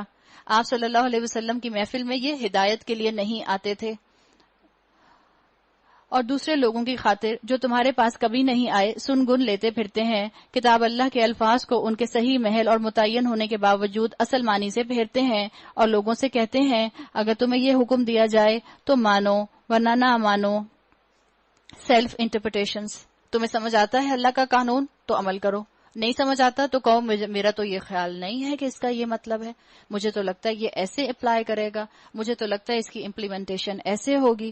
اپنے فیصلوں کی بنیاد پر شریعت کو موڑ توڑ دیتے ہیں. جسے اللہ نے ہی فتنے میں ڈالنے کا ارادہ کر لیا ہو، وَمَن يُرِدِ اللَّهُ فِتْنَتَهُ، اس کو اللہ کی گرفت سے بچانے کے لیے تم کچھ نہیں کر سکتے. یہ وہ لوگ ہیں جن کے دلوں کو اللہ نے پاک کرنا نہ چاہا، ان کے لیے دنیا میں رسوائی ہے اور آخرت میں سخت سزا. کیا حال ہوگا ان کا، یہ جھوٹ سننے والے اور حرام کے مال کھانے والے ہیں. سمعون للکذب اکلون للسحت. جھوٹ کا چسکا اسکالرز کہتے ہیں جس کو لگ جائے اس کو قرآن مزیدار نہیں لگتا. جس کو موویز دیکھ کر رونا آئے، ڈرامے دیکھ کر رونا آئے، اس کو قرآن کی آیات سن کر رونا نہیں آتا. جھوٹ کا چسکا، فینٹیسیز کا چسکا. لہٰذا اگر یہ تمہارے پاس اپنے مقدمات لے کر آئیں تو تمہیں اختیار دیا جاتا ہے، چاہو ان کا فیصلہ کرو ورنہ انکار کر دو. انکار کر دو جو تمہارے لیے کچھ نہیں بگاڑ سکتے، اور فیصلہ کرو تو پھر ٹھیک ٹھیک انصاف کے ساتھ کرو. ان اللہ یحب المقسطین، اللہ انصاف کرنے والوں کو پسند کرتا ہے. اور تمہیں یہ کیسے حکم بناتے ہیں جبکہ ان کے پاس تورات موجود ہے جس میں اللہ کا حکم لکھا ہوا ہے، اور پھر یہ اس بات سے منہ موڑ رہے ہیں. اصل بات یہ ہے کہ یہ لوگ ایمان ہی نہیں رکھتے. خیبر کے علاقے میں یہودی قبیلے میں ایک عورت اور مرد کے آپس میں ناجائز تعلقات تھے، حالانکہ دونوں شادی شدہ تھے. انہوں نے سزا سے بچنے کے لیے یہ سوچا کہ ہم اپنی تورات کے حکم کو چھوڑ کر رسول اللہ صلی اللہ علیہ وسلم سے فیصلہ کرواتے ہیں، شاید ہم بچ جائیں. اس لیے کہ ان کے ہاں یہی طریقہ کار رہا تھا کہ جو ایلیٹ کلاس کے لوگ ہوتے تھے ان کے لیے سزاؤں کے معیار الگ ہوتے تھے، اور جو کم طبقے کے لوگ ہوتے تھے ان کے لیے سزاؤں کے معیار الگ ہوتے تھے. جب یہ رسول اللہ صلی اللہ علیہ وسلم کے پاس آئے، آپ صلی اللہ علیہ وسلم نے پوچھا کہ تمہاری کتاب میں اس سزا کا، اس گناہ کا کیا سزا ہے؟ تو انہوں نے بتایا کہ رجم کی سزا ہے. اللہ کے رسول صلی اللہ علیہ وسلم نے اس کو کنٹینیو کیا اور انہوں نے کہا کہ یہی سزا تم دونوں کو دی جائے گی. اس کی طرف اشارہ کیا گیا ہے. یعنی یہ ایسے لوگ ہیں جو نہ تو قرآن پر ایمان لاتے ہیں اور نہ ہی اپنی کتاب تورات پر ایمان رکھتے ہیں۔ ہم نے تورات نازل کی جس میں ہدایت اور روشنی تھی۔ سارے نبی جو مسلم تھے اسی کے مطابق ان یہودیوں کے معاملات کا فیصلہ کرتے تھے۔ اسی طرح ربانی علماء اور احبار بھی اسی پر فیصلے کا مدار رکھتے تھے، کیونکہ انہیں کتاب اللہ کی حفاظت کا ذمہ دار بنایا گیا تھا۔ احبار قانونی تعلیمات دینے والے لوگ، جیسے مفتی وغیرہ ہوتے ہیں جو فقہی مسائل بتاتے ہیں۔ قاضی، ان کا ذکر ہے۔ ان لوگوں کا جو قول تھا کہ ان کا کہنا تھا ربانی اور احبار گواہی دیتے تھے کہ کتاب تورات میں جو لکھا ہے وہ ہم صحیح بتائیں گے، لیکن یہ اپنی خواہشات کے مطابق ان احکامات کو موڑ توڑ کر بتایا کرتے تھے۔ تو احبار ہو گئے فقہی مسائل بتانے والے، اور ربانی کون ہوتے ہیں؟ ربانی وہ جو تزکیہ کریں، جو اخلاقی تعلیمات دیں۔ دونوں کا ذکر آ گیا، اور وہ اس بات پر گواہ تھے۔ پس اے گروہ یہود، تم لوگوں سے نہ ڈرو بلکہ مجھ سے ڈرو۔ فلا تخشوا الناس واخشونی، ہم کہتے ہیں بچوں کو ڈراؤ نہیں، اللہ سے ڈراؤ گے تو اللہ سے دور ہو جائیں گے۔ اللہ نے قرآن میں اب تک، آپ ابھی صرف چھٹے پارے پر پہنچی ہیں، اللہ تعالیٰ نے اب تک کتنی مرتبہ کہہ دیا فلا تخشوہم واخشونی، ان سے مت ڈرو، مجھ سے ڈرو، میرا تقوی اختیار کرو اور میری آیات کو ذرا ذرا سے معاوضے لے کر بیچنا چھوڑ دو۔ جو لوگ اللہ کے نازل کردہ قانون کے مطابق فیصلہ نہ کریں وہی کافر ہیں۔ تورات میں ہم نے یہودیوں پر یہ حکم لکھ دیا تھا کہ جان کے بدلے جان، آنکھ کے بدلے آنکھ، ناک کے بدلے ناک، کان کے بدلے کان، دانت کے بدلے دانت، اور تمام زخموں کے لیے برابر کا بدلہ۔ پھر جو قصاص کا صدقہ کر دے تو وہ اس کے لیے کفارہ ہے، اور جو لوگ اللہ کے نازل کردہ قانون کے مطابق فیصلہ نہ کریں وہی ظالم ہیں۔ اللہ کی کتاب کی حفاظت اس پر عمل کرنے سے ہوتی ہے، بس یاد رکھیں۔ اگر آپ چاہتی ہیں کہ آپ اللہ کی کتاب کی حفاظت کرنے والی بن جائیں تو آپ اور میں اس کتاب کے احکامات کو اپنے عمل میں ڈھال لیں۔ پھر ہم نے ان پیغمبروں کے بعد مریم کے بیٹے عیسیٰ کو بھیجا۔ تورات میں سے جو کچھ اس کے سامنے موجود تھا وہ اس کی تصدیق کرنے والا تھا۔ وَآتَيْنَاهُ الْإِنْجِيلَ فِيهِ هُدًى وَنُورٌ، اور ہم نے اس کو انجیل عطا کی جس میں رہنمائی اور روشنی تھی۔ ہمارے ذہنوں میں بھی جو کنفیوژنز ہیں، اللہ تعالیٰ نے میری اور آپ کی کتاب کو بھی نور بنا کر بھیجا ہے، ہدایت بنا کر بھیجا ہے۔ آپ کی اور میرے ڈاؤٹس کو دور کرنے والی یہ کتاب ہے۔ اس کتاب سے نزدیک آ جائیں، آپ کی زندگی کے اندھیرے دور ہو جائیں گے۔ اور وہ بھی تورات میں سے جو کچھ اس وقت موجود تھا اس کی تصدیق کرنے والی تھی، اور خدا تس لوگوں کے لیے سراسر ہدایت اور نصیحت تھی۔ ہم بھی اپنی کتاب کو پڑھیں تو صرف برکت کے لیے نہ پڑھیں، ہدایت کے لیے پڑھیں۔ ہمارا حکم تھا کہ اہل انجیل اس قانون کے مطابق فیصلہ کریں جو اللہ نے اس میں نازل کیا ہے، اور جو لوگ اللہ کے نازل کردہ قانون کے مطابق فیصلہ نہ کریں وہی فاسق ہیں۔ اس لیے کہ کتاب آتی ہے زندگیوں میں نافذ ہونے کے لیے، تاکہ زندگی میں اس کے مطابق فیصلے کیے جائیں۔ یہ نعمت ہوتی ہے، اگر اس نعمت کو ٹھکرا دیا جائے تو پھر آپ کو فائدے بھی دنیا کے نہیں ملتے۔ پھر اے نبی صلی اللہ علیہ وسلم، ہم نے تمہاری طرف یہ کتاب بھیجی جو حق لے کر آئی ہے، اور الکتاب میں سے جو کچھ اس کے آگے موجود ہے اس کی تصدیق کرنے والی، اس کی محافظ اور نگہبان ہے۔ تو پھر کیا کرو؟ لہذا تم اللہ کے نازل کردہ قانون کے مطابق لوگوں کے معاملات کا فیصلہ کرو، اور جو حق تمہارے پاس آیا ہے اس سے منہ موڑ کر ان کی خواہشات کی پیروی نہ کرو۔ ہم نے تم انسانوں میں سے ہر ایک کے لیے ایک شریعت اور ایک راہ عمل مقرر کی ہے۔ شرعۃ و منہاج، شریعت یعنی میتھڈالوجی، درست طریقہ کار اللہ نے ہمارے لیے ایک مقرر کیا ہے۔ اللہ نے ہمیں ایک میتھڈالوجی دے دی ہے، زندگی کیسے گزارو۔ اگرچہ تمہارا خدا چاہتا تو تم سب کو ایک امت بھی بنا سکتا تھا، لیکن اس نے یہ اس لیے کیا جو کچھ اس نے تم لوگوں کو دیا ہے اس میں تمہاری آزمائش کر سکے۔ یعنی اگر اللہ مجھے اور آپ کو نعمت دے چکا قرآن کی، یا اور نعمتیں دنیا میں دے رہا ہے، تو یاد رکھیں یہ سب آزمائش کے طور پر ہیں۔ ہماری تمام نعمتوں میں سب سے بڑی نعمت قرآن کی نعمت، جس کو ہم شاید ہی نعمت سمجھتے ہیں، اس کو تو ہم گرد آلود قرآن کو رمضان کے مہینے میں اٹھاتے ہیں، رکھیں گے اس کو بہترین کتابوں کے اندر، رکھیں گے اس کو بہترین کورز کے اندر، ویلویٹ باکس کے اندر، ووڈن باکس کے اندر، بہترین جزدان کے اندر، لیکن اس کو ہم نعمت سمجھتے ہیں۔ یہ کیسی نعمت ہے؟ آپ کو کوئی آپ کی بیسٹ فرینڈ تحفہ دے، آپ نے تحفہ پکڑا اور تحفہ ریپ ہوا ہے، آپ نے تحفہ پکڑا اور اٹھا کر فریج کے اوپر رکھ دیا، اور وہ دیکھ رہی ہے آپ کو۔ پھر 10 دن کے بعد وہ آپ کے گھر آئے اور دیکھے کہ فریج کے اوپر وہی تحفہ رکھا ہے، ویسے ہی پیکڈ، کھولا بھی نہیں آپ نے۔ پھر وہ کچھ دن کے بعد آئے، دیکھے تحفہ ویسے ہی رکھا ہے، اور جب وہ آتی ہے آپ اس سے بہت کہتی ہیں تم میری بیسٹ فرینڈ ہو، میں تم سے محبت کرتی ہوں، تم میری بیسٹ فرینڈ ہو. یہ کیسی آپ کی اور اس کی محبت ہے کہ اس کا تحفہ آپ نے اب تک کھول کر بھی نہیں دیکھا. ہمارا قرآن کے ساتھ بالکل یہی معاملہ ہے.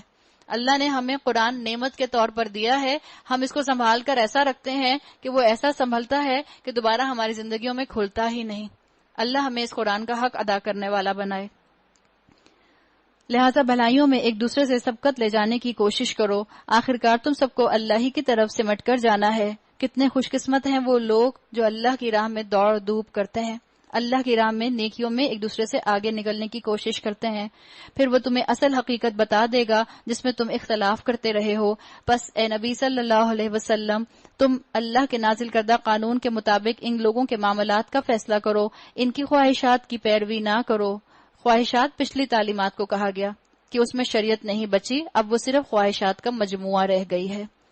ہوشیار رہو کہ یہ لوگ تم کو فتنے میں ڈال کر اس ہدایت سے ذرا برابر منحرف نہ کرنے پائیں جو اللہ نے تمہاری طرف نازل کی ہے. پھر اگر یہ اس سے منہ موڑیں تو جان لو کہ اللہ نے ان کے بعض گناہوں کی پاداش میں ان کو مبتلا مصیبت کرنے کا ارادہ ہی کر لیا ہے، اور یہ حقیقت ہے کہ ان لوگوں میں اکثر فاسق ہیں. اگر یہ اللہ کے قانون سے منہ موڑتے ہیں، افا حکم الجاہلیت یبغون، تو کیا پھر جاہلیت کا فیصلہ چاہتے ہیں؟ کیا ان اسلامک مائنڈ سیٹ رکھتے ہیں؟ کیا ان اسلامک کسٹمز کے پیچھے بھاگتے ہیں؟ حالانکہ جو اللہ پر یقین رکھتے ہیں ان کے نزدیک اللہ سے بہتر فیصلہ کرنے والا اور کون ہو سکتا ہے؟ اسلام کے پہلے کے دور کو دور جاہلیت کہا جاتا تھا. کرونالوجیکل آرڈر کے اندر بات ہو رہی ہے، آئیڈیولوجیکل آرڈر کے اندر بات نہیں ہو رہی. یہ بتا دیا گیا کہ جب بھی اسلام مغلوب ہوگا یہ جاہلیت دنیا میں چھا جائے گی. جب اسلام مغلوب ہوگا. کیا آج اسلام مغلوب ہے؟ جی ہاں. تو کیا آج معاشرے میں، دنیا میں آپ کو جاہلیت نظر آتی ہے؟ جی ہاں.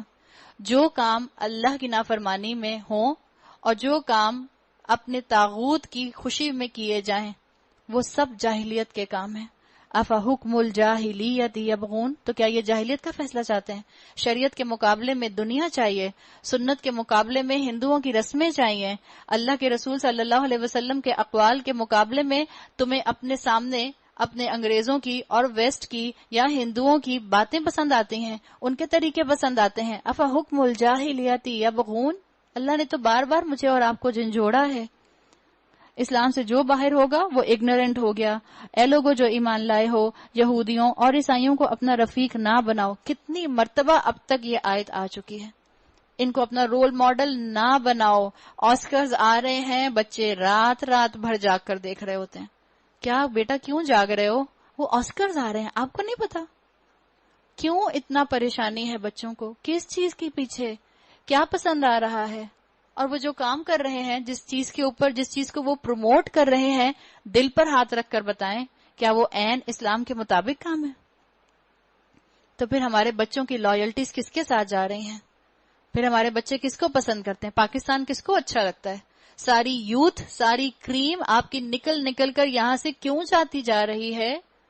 لائلٹیز بھی آہستہ آہستہ پھر وہیں چلی جاتی ہیں. لائلٹیز اپنے اسلام کے ساتھ رکھنے کی ضرورت ہے. آپ بے شک وہاں علم حاصل کریں، آپ بے شک وہاں جا کر پڑھیں، لیکن آپ کی لائلٹیز اسلام کے ساتھ رہیں. اگر آپ وہاں جا کر رہنا بھی شروع کر دیں تو بھی آپ اسلام پر قائم رہیں. ایسا نہ ہو کہ وہاں پہنچے تو چلو تم ادھر کو ہوا ہو جدھر کی، پتہ ہی نہ چلے کون سا مسلمان اور کون سا کرسچن اور کون سا جیو. جو لوگ باہر جا کر رہتے ہیں ان کو اس چیز کے اوپر اپنے آپ کو صرف سٹک آن کرنے کی ضرورت ہے کہ ہم باہر جا کر بھی مسلمان آئیڈینٹی کے ساتھ نظر آئیں. باہر جا کر رہنا منع نہیں ہے، ٹھیک ہے، یہاں بھی آزمائشیں ہیں، وہاں بھی آزمائشیں ہیں، لیکن یہ حقیقت ہے کہ وہاں زیادہ آزمائشیں ہیں. حقیقت ہے کتنا ہی بگڑ گیا پاکستان، اب بھی ویسٹ کے اندر رہنا بہت بڑی آزمائش ہے، بہت بڑی آزمائش ہے. لیکن اگر رہنا پڑے، اگر آپ کے بچوں کو جانا پڑے تو ان کو اتنا مضبوط کر دیں اندرونی طور پر، انٹرنلی، دلی طور پر، تقوی کے حساب سے کہ وہ اپنی مسلمان آئیڈینٹی پر امبیرس ہو کر وہاں نہ رہیں، کانفیڈنٹ اور کنوکشن کے ساتھ رہیں. یہ آپس ہی میں ایک دوسرے کے رفیق ہیں. اللہ تعالیٰ کے رسول صلی اللہ علیہ وسلم نے کہا تھا الکفر ملت واحدہ. آپس میں ان کے کتنے ہی اختلافات کیوں نہ ہو، اندر سے ایک دوسرے کے ساتھی ہوتے ہیں، مسلمانوں کے خلاف اکٹھے ہو جاتے ہیں. اور ہم اپنے آس پاس اس طرح کی مثالیں کئی دفعہ دیکھ چکے ہیں انٹرنیشنل پالیٹکس کے اندر. اگر تم میں سے کوئی ان کو اپنا رفیق بناتا ہے تو اس کا شمار بھی پھر انہی میں ہے. یقیناً اللہ ظالموں کو اپنی رہنمائی سے محروم کر دیتا ہے. اپنی کمپنی کو دیکھ لو، اپنی دوستوں کو دیکھ لو، تمہاری ویو لینتھ کس سے ملتی ہے؟ مومن سے ملتی ہے یا کافر سے ملتی ہے؟ اللہ کے رسول صلی اللہ علیہ وسلم نے کہا المرء علی دین خلیلہ، انسان اپنے دوست کے دین پر ہوتا ہے. تو اپنے دوستوں کو پیچھے مڑ کر دیکھ لیں کیسے بنائے ہوئے ہیں. دین کی محبت کرنے والے ہیں یا آپ کی ٹانگیں کھینچنے والے ہیں، دین سے دور کرنے والے ہیں، پکڑ پکڑ کر دامن آپ کو دین سے دور کرتے ہیں. انسان اپنے دوست کے دین پر ہوتا ہے. Man knows by the company he keeps. میری اور آپ کی کمپنی بتا دے گی کن لوگوں کے اندر ہینگ آؤٹ کر کے مجھے مزہ آتا ہے. بتا دیا گیا. تم دیکھتے ہو کہ جن کے دلوں میں نفاق کی بیماری ہے وہ انہی میں دوڑ دھوپ کرتے پھرتے ہیں. کہتے ہیں ہمیں ڈر لگتا ہے کہ کہیں ہم کسی مصیبت کے چکر میں نہ پھنس جائیں، مگر بعید نہیں، اللہ جب تمہیں فیصلہ کن فتح بخشے گا یا اپنی طرف سے کوئی اور بات ظاہر کرے گا تو یہ لوگ اپنے اس نفاق میں جسے دلوں میں چھپائے ہوئے ہیں نادم ہوں گے. آج آپ اپنے بچوں سے جا کر پوچھ لیں آپ کے بچوں کے لیے کون زیادہ جان پہچان والا ہے؟ حضرت حمزہ، حضرت حسن، حضرت حسین، حضرت عائشہ، حضرت ام سلمہ یا جینیفر لوپیز؟ بتائیں گے پھر وہ آپ کو کس کی زندگی کے بارے میں وہ زیادہ جانتے ہیں. سوچ لیں ہم کس طرف اور کس راہ پر چل رہے ہیں. اور اس وقت اہل ایمان کہیں گے کیا یہ وہی لوگ ہیں جو اللہ کے نام سے کڑی کڑی قسمیں کھا کر یقین دلاتے تھے کہ ہم تمہارے ساتھ ہیں؟ ان کے سب اعمال ضائع ہو گئے اور آخرکار یہ ناکام اور نامراد ہو کر رہے. یا ایھا الذین آمنوا من یرتد منکم عن دینہ فسوف یأتی اللہ بقوم یحبهم ویحبونہ. اے لوگوں جو ایمان لائے ہو، اگر تم میں سے کوئی اپنے دین سے پھرتا ہے تو پھر جائے، اللہ اور بہت سے ایسے لوگوں کو پیدا کر دے گا جو اللہ کو محبوب ہوں گے، جو اللہ کے دین کا درد رکھتے ہوں گے، جن کو اللہ سے محبت ہوگی اور اللہ ان کو محبوب ہوگا. مسلمان ملکوں کی برائیاں نہیں کریں گے، اس لیے مومنوں پر نرم ہوں گے، مسلمانوں کو ہی برا بھلا نہیں کہتے رہیں گے، اور کفار پر سخت ہوں گے. کفار پر سخت ہونے کا مطلب کیا ہے؟ کفار پر سخت ہونے کا مطلب یہ ہے کہ کافروں سے امپریس نہیں ہوں گے، جو اللہ کی راہ میں جدوجہد کریں گے اور کسی ملامت کرنے والے کی ملامت سے نہیں ڈریں گے. یہ اللہ کا فضل ہے، جس کو چاہتا ہے عطا کرتا ہے. تم چاہنے والے تو بنو، تم اس راہ میں آ کر تو بیٹھو، تم اس راہ کے مسافر تو بنو.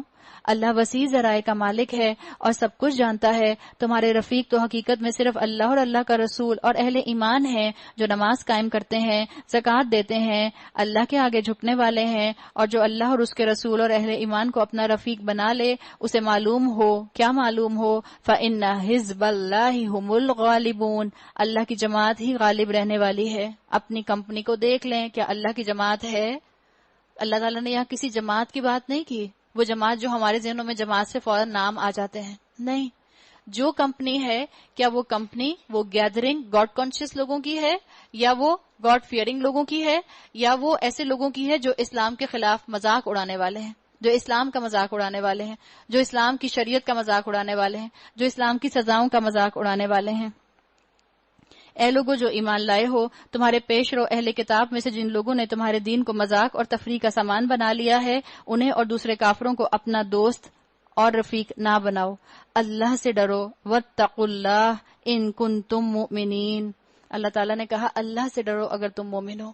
کفار پر سخت ہونا، کفار سے امپریس نہ ہونا، مومنوں پر نرم ہونا، مومنوں کے لیے سپورٹیو ہونا. اللہ سے دعا کریں. اللہ کے رسول صلی اللہ علیہ وسلم دعا کیا کرتے تھے اللہم انی اسألک حبک وحب من یحبک والعمل الذی یبلغنا حبک. اللہ مجھے اس شخص سے محبت کرنا سکھا دے جو آپ سے محبت کرتا ہے، اور ہر اس عمل سے مجھے محبت کرنے کی توفیق عطا فرما دے جو عمل مجھے آپ سے قریب کر دے، جس سے آپ محبت کرتے ہیں.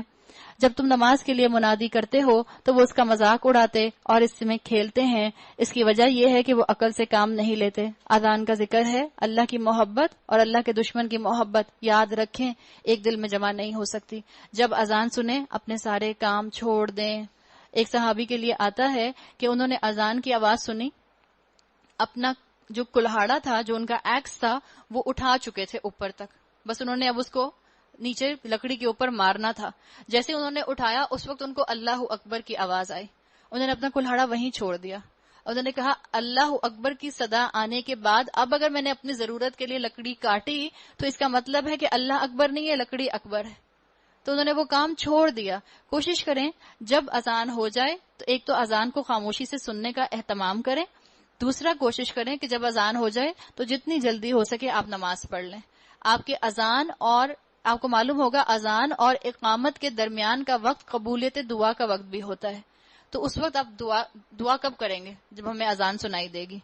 اور اذان کب سنائی دے گی؟ جب ہم تھوڑا اپنے آس پاس ماحول میں خاموشی رکھیں گے. ماحول میں خاموشی کیسے رہے گی؟ جب یا تو کانوں میں ایئر پلگز نہیں لگے ہوں گے، یا آپ کا ٹی وی بند ہوگا، یا آپ کے جو میوزک پلیئر ہے وہ سب بند ہوگا. اللہ کرے کہ ہمارے بچے جو ہیں وہ میوزک سے دور ہو جائیں، اس لیے کہ میوزک جو ہے وہ ان کو آہستہ آہستہ گناہوں کی طرف لے کر جاتا ہے. تو اذان کی اہمیت بتائی گئی. ان سے کہو اے اہل کتاب، تم جس کتاب پر ہم سے بگڑے ہو وہ اس کے سوا اور کیا ہے کہ تم جس بات پر ہم سے بگڑے ہو وہ اس کے سوا اور کیا ہے کہ ہم اللہ پر اور دین کی اس تعلیم پر ایمان لے آئے ہیں جو ہماری طرف نازل ہوئی ہے اور ہم سے پہلے بھی نازل ہوئی تھی، اور تم میں سے اکثر لوگ فاسق ہیں. آج ہم قرآن کی محکم تعلیمات کو کنٹروورشل کیوں کہتے ہیں؟ اس لیے کہتے ہیں کہ میں اور آپ ان کو پسند نہیں کرتے، ان پر عمل کرنا پسند نہیں کرتے. یہاں پر اہل کتاب کی اسی روش کا ذکر کر دیا گیا. پھر کہو کیا میں ان لوگوں کی نشاندہی کروں جن کا انجام اللہ کے ہاں فاسقوں کے انجام سے بھی بدتر ہے؟ وہ جن پر اللہ نے لعنت کی، جن پر اللہ کا غضب ٹوٹا، جن سے بندر اور سور بنائے گئے، جنہوں نے طاغوت کی بندگی کی، ان کا درجہ اور بھی زیادہ برا ہے، اور وہ سوا اس سبیل سے بہت زیادہ بھٹکے ہوئے ہیں. جب یہ تم لوگوں کے پاس آتے ہیں تو کہتے ہیں ہم ایمان لائے، حالانکہ کفر لیے ہوئے آئے تھے اور کفر ہی لیے ہوئے واپس گئے، اور اللہ خوب جانتا ہے جو کچھ دلوں میں چھپائے ہوئے ہیں. تم دیکھتے ہو کہ ان میں سے اکثر لوگ گناہ اور ظلم و زیادتی کے کاموں میں دوڑ دھوپ کرتے پھرتے ہیں، حرام کے مال کھاتے ہیں. بہت بری حرکات ہیں جو یہ لوگ کر رہے ہیں. اگر ان کے اندر دین کی غیرت ہوتی تو یہ ایسا کام نہ کرتے. جس کے اندر دین کی غیرت ہو وہ کبھی دین کا مذاق نہیں بناتا، نہ اس کے احکامات کا مذاق بناتا ہے. کیوں ان کے علماء اور مشائخ انہیں گناہ پر زبان کھولنے اور حرام کھانے سے نہیں روکتے؟ یقیناً بہت ہی برا کارنامہ زندگی ہے جو یہ تیار کر رہے ہیں. بتا دیا گیا کہ کیوں نہیں ان کے جو علماء ہیں وہ درسوں کے اندر مثال کے طور پر حلال اور حرام کا ان کو بتاتے. ہمارے لیے بھی یہی سبق ہے. کیوں ہمارے امام، کیوں ہمارے علماء، کیوں ہمارے مفتی حلال اور حرام کی واضح ڈسٹنکشن نہیں کرتے؟ لوگوں کو مسجدوں کے اندر جمعے کے خطبے میں بیسک اسلامک تعلیمات کیوں نہیں سکھاتے؟ اللہ کی بتائی ہوئی واضح سزاؤں کے متعلق جو گناہ ہیں ان کو کیوں نہیں واضح کرتے؟ کلیئر کر دیا گیا. کیوں انہوں نے دین میڈ ایزی کیا ہوا ہے؟ رشوت کھانے والے کے خلاف جو وعید آئی ہے کیوں نہیں اس کو کھول کر بیان کرتے؟ دھوکہ دینے والے کے لیے رسول اللہ نے جو سزائیں بتائی ہیں کیوں نہیں ان کو بیان کرتے؟ اس چیز کی طرف اشارہ کیا گیا. ہم پر بھی یہ آیت بالکل ایسے ہی فٹ ہو رہی ہے. یہودی کہتے ہیں اللہ کے ہاتھ بندھے ہوئے ہیں. بدتمیز تھے یہودی، انسلنٹ. اللہ کے لیے ایسے الفاظ استعمال کرنا، آپ سوچیں انسان سوچ نہیں سکتا. کہاں آپ اپنے والد کے لیے ایسے الفاظ استعمال کر سکتی ہیں؟ انسان اپنے والد کے لیے ایسے الفاظ استعمال نہیں کر سکتا، کہاں کہ اللہ رب العزت کے لیے ایسے الفاظ استعمال کرنا. باندھے گئے ان کے ہاتھ، بددعائیہ انداز ہے اللہ کی طرف سے. لعنت پڑی ان پر اس کی وجہ سے جو یہ لوگ کہتے ہیں اللہ کے ہاتھ تو کشادہ ہے، جس طرح چاہتا ہے خرچ کرتا ہے. آپ صلی اللہ علیہ وسلم کی جب دعوت عام ہوئی تو یہودیوں کا دائرہ شہرت جو تھا وہ کم ہو گیا تھا، اور جب ان کا دائرہ شہرت کم ہوا تو لوگوں نے ان سے آ کر پوچھنا کم کر دیا، اس لیے کہ تورات کا علم سارا ان کے پاس تھا، علماء کے پاس ہوتا تھا، عوام کے پاس نہیں ہوتا تھا.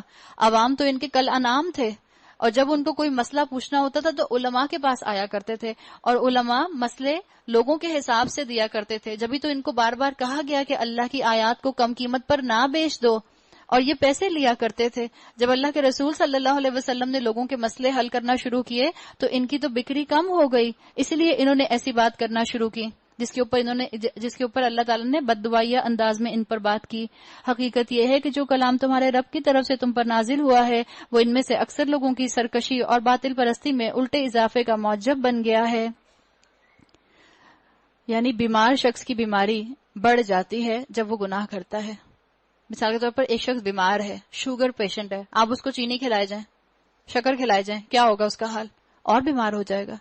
تو ان کی بھی جو باطل پرستی تھی وہ ان کے انکار کی وجہ سے مزید ان کی ہلاکت کا باعث بن گئی، اور اس کی پاداش میں ہم نے ان کے درمیان قیامت تک کے لیے عداوت اور دشمنی ڈال دی ہے۔ جب کبھی یہ جنگ کی آگ بھڑکاتے ہیں اللہ اس کو ٹھنڈا کر دیتا ہے۔ یہ زمین میں فساد پھیلانے کی سعی کر رہے ہیں، مگر اللہ فساد کرنے والوں کو ہرگز پسند نہیں کرتا۔ اللہ فساد کرنے والوں کو تو ڈھیل دیتا جاتا ہے، یہ اللہ کا ٹائم ٹیبل ہے۔ وَنُمْلِي لَهُمْ، اگر اس سرکشی کی بجائے یہ اہل کتاب ایمان لے آتے، خدا ترسی کی روش اختیار کرتے، ہم ان کی برائیاں ان سے دور کر دیتے، ان کو نعمت بھری جنتوں میں داخل کرتے، مگر انہوں نے تو شریعت کو نافذ کرنے کی طرف سوچا ہی نہیں۔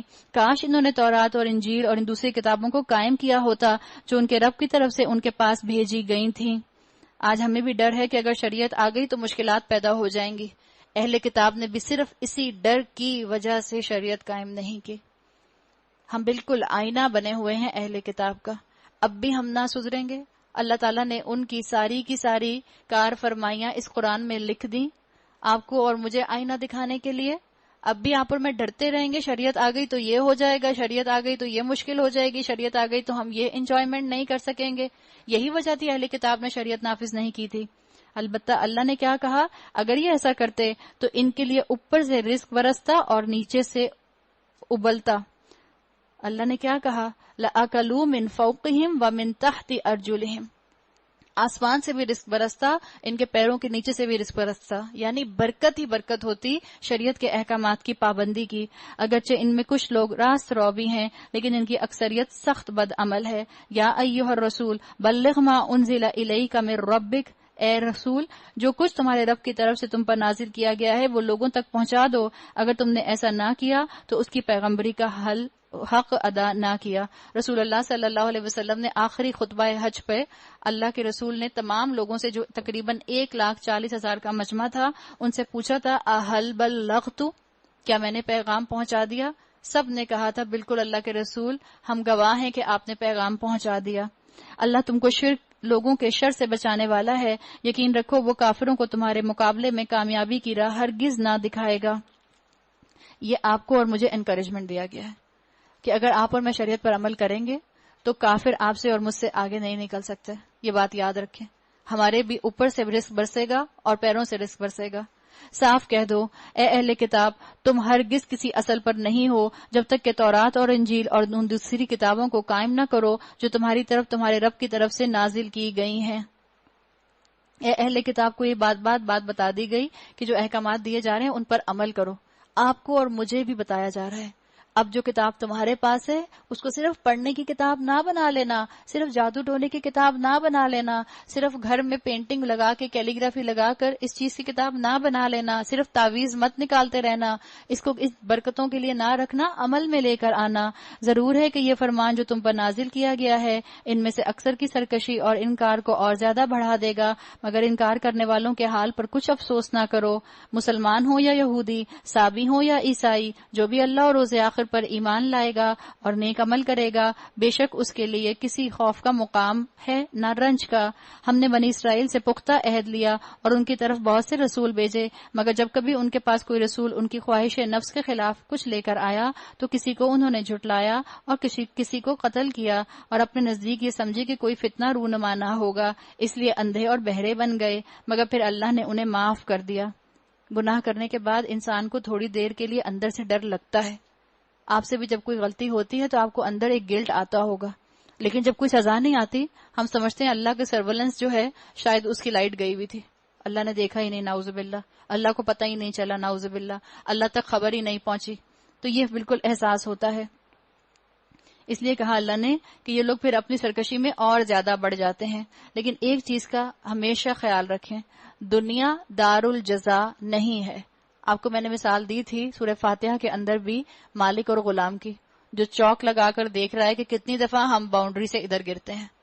دنیا دار الجزا نہیں ہے، دنیا دار الامتحان ہے، اللہ کاؤنٹ کر رہا ہے۔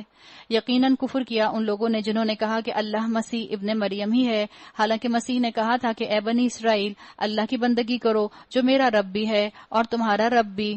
جس نے اللہ کے ساتھ کسی کو شریک ٹھہرایا اس پر اللہ نے جنت حرام کر دی اور اس کا ٹھکانہ جہنم ہے، اور ایسے لوگوں کو کوئی مددگار نہ ملے گا۔ یقیناً کفر کیا ان لوگوں نے جنہوں نے کہا کہ اللہ تین میں کا ایک ہے، حالانکہ ایک اللہ کے سوا کوئی خدا نہیں۔ اگر یہ لوگ اپنی ان باتوں سے باز نہ آئے تو ان میں سے جس نے کفر کیا ہے اس کو دردناک سزا دی جائے گی۔ افلا یتوبون الی اللہ ویستغفرونہ، پھر کیا یہ اللہ سے توبہ نہ کریں گے اور اس سے معافی نہ مانگیں گے؟ اللہ بہت درگزر فرمانے والا رحم کرنے والا ہے۔ مسیح ابن مریم اس کے سوا کچھ نہیں کہ بس ایک رسول تھا، اس سے پہلے اور بہت سے رسول گزر چکے ہیں۔ اس کی ماں ایک راست باز عورت تھی، وَأُمُّهُ صِدِّيقَةٌ، اللہ ہم سب ماؤں کو سچی ماں بنا دے، یہی صفت ہمارے اندر پیدا کر دے، کسی بھی وجہ سے جھوٹ نہ بولیں، اور اپنے بچوں کی گٹھی میں یہ بات ڈال دیں کہ وہ بھی ہمیشہ سچ بولیں۔ اور وہ دونوں کھانا کھاتے تھے۔ عیسیٰ علیہ السلام کو اگر تم رب کہتے ہو تو یہ دیکھو یہ کیسا معبود ہے جو کھانا کھاتا ہے، زمین میں چلتا پھرتا ہے، کیسے اس کی انسانی کمزوریاں ہیں۔ اللہ تو وہ ہوتا ہے جس کی تمام انسانی کمزوریوں سے جو پاک ہو۔ اللہ تعالیٰ نے اشارہ کیا ان کی طرف، دیکھو ہم کس طرح ان کے سامنے حقیقت کی نشانیاں واضح کر رہے ہیں، پھر دیکھو یہ کدھر الٹے پھرائے جا رہے ہیں۔ ان سے کہو کیا تم اللہ کو چھوڑ کر اس کی پرستش کرتے ہو جو نہ تمہارے لیے نقصان کا اختیار رکھتا ہے نہ نفع کا، حالانکہ سب کی سننے والا اور سب کو جاننے والا اللہ ہی ہے۔ کہو اے اہل کتاب، اپنے دین میں ناحق غلو نہ کرو اور ان لوگوں کے تخیلات کی پیروی نہ کرو جو تم سے پہلے خود گمراہ ہوئے اور بہتوں کو گمراہ کیا اور سواء السبیل سے بھٹک گئے۔ آج ہمارے عقیدے میں شرک آ چکا ہے، ہندوؤں کے ساتھ بہت زیادہ رہنے کی وجہ سے۔ موت کے موقع پر شرک ہے، شادی بیاہ کے موقع پر شرک ہے، لیکن ہمیں اس کا پتہ نہیں چلتا۔ اللہ کے رسول صلی اللہ علیہ وسلم پیشن گوئی کر کے گئے تھے۔ اللہ کے رسول صلی اللہ علیہ وسلم کی حدیث آتی ہے، آپ نے فرمایا لا یبقى من الاسلام الا اسمہ، اسلام میں ایک وقت آئے گا کچھ باقی نہیں رہ جائے گا سوائے اس کے نام کے، اور آج ہم اس کی زندہ مثال بنے ہوئے ہیں۔ دوبارہ سے اسلام کو زندہ کرنے میں اگر آپ اور میں اپنا حصہ ڈالنا چاہتے ہیں تو قرآن کو اٹھانے والے بن جائیں، اپنی مرضی سے تعظیم کے طریقے نہ نکالیں۔ اور آگے حدیث میں الفاظ آتے ہیں وَلَا يَبْقَى مِنَ الْقُرْآنِ، اور قرآن میں کچھ نہیں رہ جائے گا إِلَّا رَسْمُهُ، سوائے اس کو صرف پڑھنے کے، رسم صرف پڑھنے کی رسم رہ جائے گی، بغیر سوچے سمجھے مسلمان اس کو پڑھیں گے۔ بنی اسرائیلیوں میں سے جن لوگوں نے کفر کی راہ اختیار کی ان پر داؤد اور عیسیٰ ابن مریم کی زبان سے لعنت کی گئی، کیونکہ وہ سرکش ہو گئے تھے اور زیادتیاں کرنے لگے تھے۔ انہوں نے ایک دوسرے کو برے افعال کے ارتکاب سے روکنا چھوڑ دیا تھا۔ دیکھیں امر بالمعروف اور نہی عن المنکر کی اہمیت یہاں سے واضح ہو گئی۔ برا طرز عمل تھا جو انہوں نے اختیار کیا، برائیوں سے ایک دوسرے کو روکتے نہیں تھے۔ جب آپ اور میں بدعات لوگوں کو کرتے ہوئے دیکھتے ہیں، خاموشی سے اس کا حصہ بن جاتے ہیں۔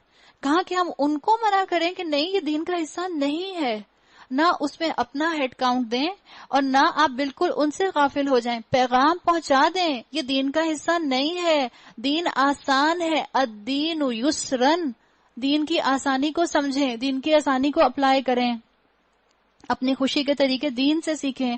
آج تم ان میں بکثرت ایسے لوگ دیکھتے ہو جو اہل ایمان کے مقابلے میں کفار کی حمایت اور رفاقت کرتے ہیں، یقیناً بہت برا انجام ہے جس کی تیاری ان کے نفسوں نے ان کے لیے کی ہے۔ اللہ ان پر غضبناک ہو گیا اور وہ دائمی عذاب میں مبتلا ہونے والے ہیں۔ اگر فی الواقع یہ لوگ اللہ اور پیغمبر اور اس چیز کے ماننے والے ہوتے جو پیغمبر پر نازل ہوئی تھی تو کبھی اہل ایمان کے مقابلے میں کافروں کو اپنا رفیق نہ بناتے، مگر ان میں سے تو بیشتر لوگ اللہ کی اطاعت سے نکل چکے ہیں۔ لَتَجِدَنَّ أَشَدَّ النَّاسِ عَدَاوَةً لِّلَّذِينَ آمَنُوا الْيَهُودُ وَالَّذِينَ أَشْرَكُوا، تم اہل ایمان کی عداوت میں سب سے زیادہ سخت یہود اور مشرکین کو پاؤ گے۔ ان کی عداوت تو ظاہر ہے، ہم ذرا اپنی محبت تو دیکھیں، ان کی عداوت تو کھل کر پولیٹیکل لیول پر، انٹرنیشنل لیول پر، اکنامیکل لیول پر سامنے آتی ہے۔ ہم ذرا اپنی محبت کو تو جج کریں جو ہم ان کے لیے اپنے دلوں میں رکھتے ہیں۔ اور اہل ایمان والوں کے لیے دوستی میں قریب تر ان لوگوں کو پاؤ گے جنہوں نے کہا تھا کہ ہم نصارہ ہیں، یہ اس وجہ سے کہ ان میں عبادت گزار عالم اور تارک الدنیا فقیر پائے جاتے ہیں، وَأَنَّهُمْ لَا يَسْتَكْبِرُونَ، اور ان میں غرور نفس نہیں ہے۔ اللہ تعالیٰ مجھے اور آپ کو توفیق دے کہ ہم قرآن کی حکمت سے، قرآن کے نور سے اپنے آس پاس کی حقیقتوں کو پہچان سکیں۔ اللہ کے رسول دعا کیا کرتے تھے کہ اللہ مجھے چیزوں کی حقیقت دکھا دے جیسی کہ وہ ہیں۔ اللہ ہمارے سب کا یہاں پر آنا قبول فرمائے. جو بیمار ہیں اللہ تعالیٰ ان کو صحت کاملہ عطا فرمائے, اور اللہ تعالیٰ ہمارے وقت میں برکت عطا فرمائے اور عبادت کی توفیق عطا فرمائے. پلیز آپ لوگوں سے ریکویسٹ ہے, کل سے آپ اپنے ڈرائیورز کو بتا دیں, میں تقریباً 10 سے 15 منٹ 12:30 کے بعد آپ کے لوں گی. میں آپ لوگوں سے اجازت نہیں لے رہی, میں آپ لوگوں کو بتا رہی ہوں. ہمارے ہاں ڈیموکریسی نہیں ہے, ہمارے ہاں ڈکٹیٹرشپ ہے. ٹھیک ہے. سبحانک اللہم و بحمدک نشہد ان لا الہ الا